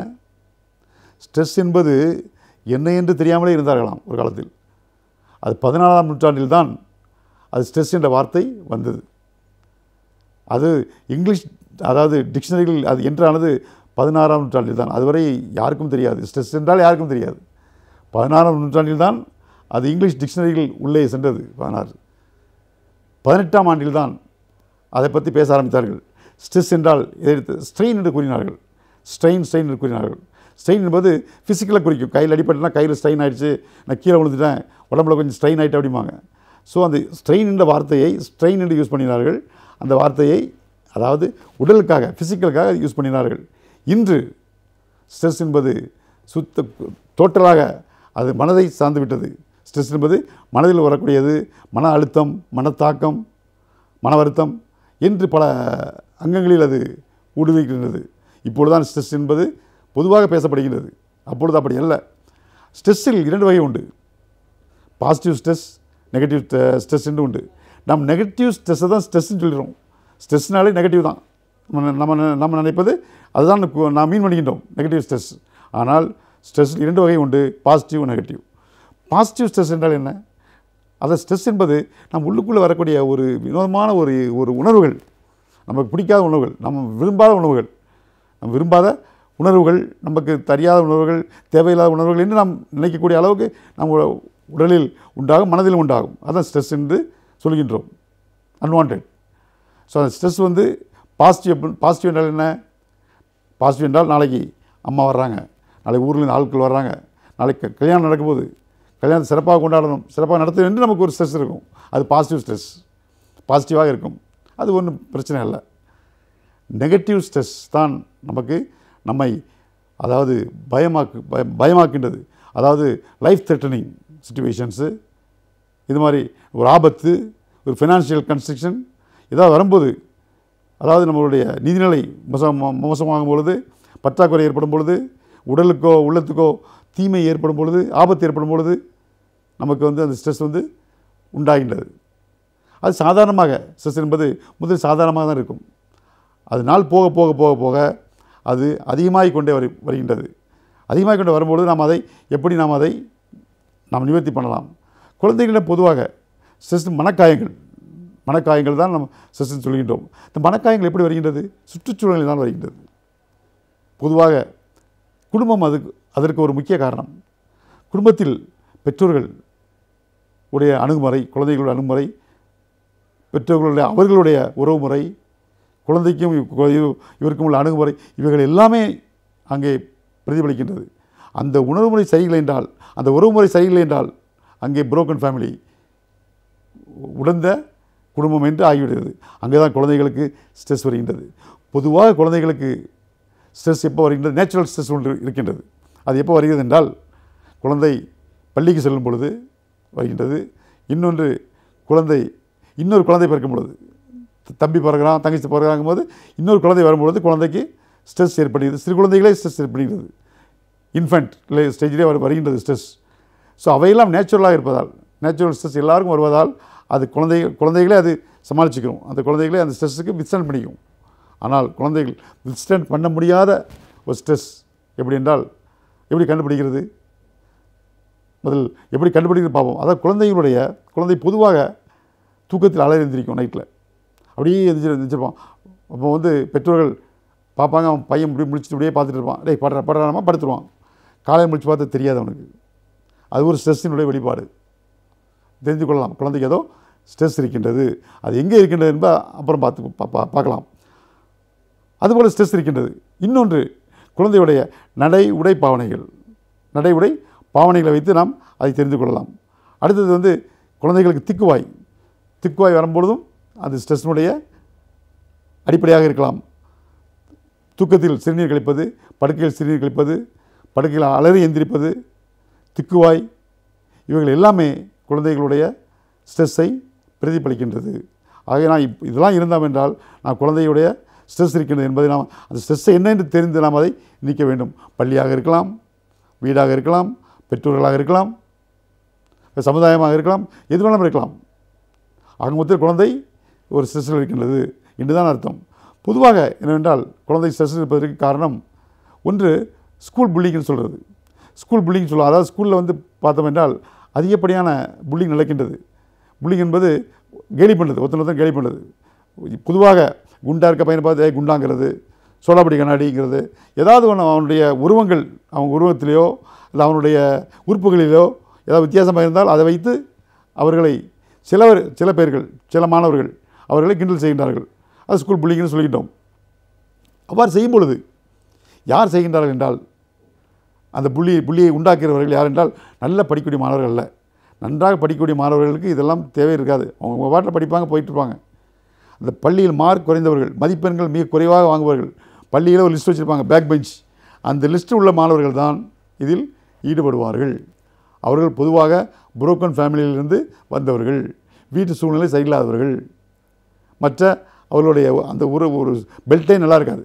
அந்த குழந்தைகள் தான் இதுபோல் புள்ளியில் ஈடுபடுகின்றது. நல்ல குழந்தைகள் போய் அப்புறம் ஆணையாக இருப்பான், அவனை போய் கிண்டல் அடிக்கிறது. நீ வீட்டுக்கு சொன்ன, ஹெட்மாஸ்டர் சொன்ன, அவனை உதச்சி போடணும்னு பயம் காட்டி வைப்பாங்க. இந்த பையன் சொல்லவும் மாட்டாங்க, வீட்டில் பேரண்ட்ஸும் சொல்ல மாட்டாங்க, யார்ட்டையும் சொல்ல மாட்டாங்க. அவன் வாட்டில் உட்காந்துருப்பான், நைட்டில் உட்காந்து அலறி திரிப்பான். ஸோ இதுபோல் ஸ்கூல் புல்லிங் இருக்கிறது. அதுபோல் புல்லிங் வருபவர்கள் இந்த ஒரு போல் குழந்தைகளாக இருப்பதனால் அவர்கள் என்ன செய்யலாம் என்றால் குழந்தைகளுக்கு சொல்லிக் தர வேண்டும். சப்போஸ் ஒரு வேளை ஒரு பையனை வந்து புள்ளி பண்ணுறான், அப்படி பண்ணும்போது என்ன செய்யணும்னா அந்த குழந்தை சத்தமோடு சொல்லிட்டான்னா எனக்கு என்னை இப்போ ஹெல்ப் பண்ணுங்கன்னு சொல்லணும். அதை சொல்லிக் கொடுக்க வேணும் குழந்தைகளுக்கு. அப்படி சொல்லணும்னா இவன் மடக்குவான், நீ சொன்ன உன்னை அடிப்பேன், பயம் காட்டுவான், பயமுறுத்துவான். அது பயப்படக்கூடாது. அந்த குழந்தை அவன் புள்ளி பண்ணும்போது அவன் சும்மா கத்த வேண்டிதான், அண்ணா எனக்கு ஹெல்ப் பண்ணுங்க, யாராவது அப்படி ஹெல்ப் பண்ணுன்னு சொன்னால் யாராவது பக்கத்தில் உள்ளவர்கள் வந்துடுவார்கள் என்று பயத்திரியும் கேட்க மாட்டான். இந்த பையனை சொன்னால் இவன் கத்திடுவான்டா அப்படின்னு அவன் புள்ளி பண்ண வரமாட்டான். இது ஒரு வகை.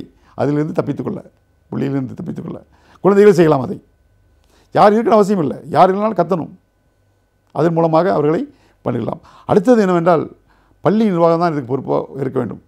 பள்ளி நிர்வாகத்தில் அவர்கள் பொதுவாக இவர்கள் இந்த புல்லிங் எப்போ நடக்கும் என்றால் நடப்பதெல்லாம் இந்த ரீசஸ் டைமில், இன்டர்வல் டைம், லஞ்ச் ஹவர்ஸ், இந்த 2 டைமில் தான் அதிகமாக நடக்கும். பொதுவாக 6 முதல் 9ஆம் வகுப்பு வரை தான் இந்த புல்லிங் நடக்குமாம். 6th ஸ்டாண்டர்ட் முதல் 9th ஸ்டாண்டர்ட் வரை, அதுக்கப்புறம் புல்லிங் இருக்காது. இந்த பீரியடில் தான் புல்லிங் அதிகமாக இருக்கும். அதுவும் rhesus time and lunch time. இந்த ஹவர்ஸில் அவர்கள் மிக கவனமாக இருக்க வேண்டும். பள்ளி நிர்வாகம் தான் இதுக்கென்று தனியாக மாஸ்டர்களை, டீச்சர்களை உருவாக்க வேண்டும். இவர்களை கண்காணிக்க வேண்டும். இல்லை கேமராக்களை வைத்திருக்க வேண்டும். இல்லை இவர்கள் டீச்சர் மூலமாக அங்கங்கே ஒரு டீச்சரை விட்டுருக்கணும் பார்த்துக்கொள்வதற்காக. அவர்கள் கண்காணிக்க வேண்டும். அவர் கண்காணிப்பில் இருந்தால் இது போன்ற புள்ளிகள் நடக்க வாய்ப்புகள் இல்லை. ஆகவே பள்ளி நிர்வாகம் நாம் இதை ஒரு வேளை அவ்வாறு இருக்கணும் என்றால் நாம் பள்ளியில் போய் நான் ஹெட்மாஸ்டரை போய் பார்த்து சொல்லலாம், அந்த மாதிரி கொஞ்சம் குழந்தை வந்து இது பண்ணுறான், புல்லிங் இருக்குது, நீ கொஞ்சம் பார்த்துங்க அப்படின்னு. அவர்கள் அதை எடுத்துக்கொண்டு முறைப்படி அவர்கள் துரித ஆக்ஷன் எடுத்தால் பரவாயில்ல. அவர் ஆக்ஷன் எடுக்க இல்லாத பட்சத்தில் பெற்றோர்கள் நீங்கள் மேலதிகாரிக்கு செல்லலாம் என்று கூட இருக்கின்றது, ஆராய்ச்சிகள் கூறுகின்றது. தாராளமாக செல்லலாம், உங்களுக்கு இருக்கின்றது, உங்களுக்கு பவர் இருக்கின்றது, நீங்கள் போய் செல்லலாம். குழந்தையினுடைய புல்லிங்கை வந்து பள்ளி தண்டிக்காத பொழுது, கண்டு கொள்ளாமல் இருக்கும்போது நீங்கள் அதுக்காக வருந்த வேண்டாம், பயப்பட வேண்டாம், நீங்கள் மேலிடத்துக்கு செல்லுங்கள், இல்லைன்னா கோர்ட்டு வரைக்கும் கூட செல்லலாம் என்று கூறுகின்றார்கள். பள்ளியினுடைய நிர்வாகம் அது, பள்ளி நிர்வாகத்தில் பொறுப்பது குழந்தையை பாதுகாக்க வேண்டியது. அவர்கள் தான் டீச்சர்மார்களை போட்டு ஆசிரியர்களை கொண்டு கண்காணிக்க வேண்டும். இந்த ரீசஸ் டைம்லையும் லஞ்ச் ஹவர்ஸ்லையும் கண்காணித்தோம் என்றால் அந்த குழந்தைகளை அந்த புள்ளியிலிருந்து நாம் பாதுகாக்கலாம். இல்லை என்றால் அந்த குழந்தை நைட்டில் உட்காந்து அழுதுகிட்டு இருக்கும். அது பின்னால் என்ன செய்கின்றது என்றால் அந்த குழந்தை வளர வளர அந்த குழந்தைக்கு செல்ஃப் எஸ்டீம் போய்விடுகின்றது, தன் ஒரு செக்யூரிட்டி போய்கின்றது, ஒரு பய உணர்வு வருகின்றது, பாதுகாப்பின்மை ஏற்படுகின்றது. அந்த குழந்தை பிற்காலத்தில் ஒரு சோசியல் ஃபோபியா வருகின்றது, 4 பேர் பழகத்துக்கு பயப்படுறான். அந்த குழந்தை பிற்காலத்தில் ஒரு நல்ல ஒரு குழந்தையாக, ஒரு ஷேப்புள்ள குழந்தையாக வருவதில் பிரச்சனை ஏற்படுகின்றது. ஆகவே சாதாரண புள்ளி, குழந்தை நன்றாக பிறந்து விட்டோம், நன்றாக வளர்ந்து விட்டோம், நல்லபடியாக இருந்து விட்டோம், எத்தனையோ பிரச்சனைகள் தாண்டி வந்து விட்டோம். இந்த புள்ளியில் வந்து இந்த குழந்தையினுடைய எதிர்காலம் கெட்டுவிடக்கூடாது. ஆகவே நம்ம இதில் கவனமாக இருந்தோம் என்றால், அதுபோல் நாம் குழந்தைகள் கேட்க வேண்டும். மெல்ல கூப்பிட்டு நம்ம சத்தம் போடக்கூடாது. குழந்தைகளை அணைச்சி மெல்ல கேட்க வேண்டும், என்னப்பா நடந்தது, ஏன் இப்படி இருக்கிற அப்படின்னு நம்ம மெதுவாக நம்ம கேட்டோம் என்றால் ஒரு நாள் இல்லைனா ஒரு நாள் சொல்லிடுவாங்க. நம்ம எதிர்பார்க்கக்கூடாது இன்றைக்கே சொல்லிடணும்னு. நம்ம என்ன எதிர்பார்க்கின்றோம், குழந்தையை கூப்பிட்டு கேட்காம சொல்லிடணும், அப்பயே சொல்லிடணும் நம்ம எதிர்பார்க்குறோம். முடியுமா? குழந்தை சொல்லாது. கொஞ்சம் கொஞ்சமாக ஒரு நாள் கேட்கணும், விட்டுறணும். மறுநாள் கூப்பிட்டு கேட்கணும், விட்டுறணும். கொஞ்சம் கொஞ்சமாக கேட்கும்போது அவனுக்காக ஒரு கான்ஃபிடென்ட் வரணும். அது வரைக்கும் அவங்க சொல்லவே மாட்டாங்க குழந்தைகள். ஒரு 4-5 தடவை ஆகும். அதுக்கப்புறம் தான் அவங்க சொல்வார்கள். சொல்லும்போது நீங்கள் அதை எடுத்துக்கொண்டால் நம்ம அதை குழந்தை அதிலிருந்து பாதுகாக்கலாம். இதுபோல் நம்முடைய சுற்றுச்சூழல் மூலமாக நம்முடைய அறிவையும் நம்முடைய தன்மையும் அது குறைக்கின்ற இவைகளை நாம் முறைப்படி நாம் அதை கண்டுகொண்டோம் என்றால் நம் குழந்தைகளை சிறந்த குழந்தைகளாக வளர்க்க முடியும். நன்றி. மீண்டும் அடுத்த வாரம் சந்திப்போம்.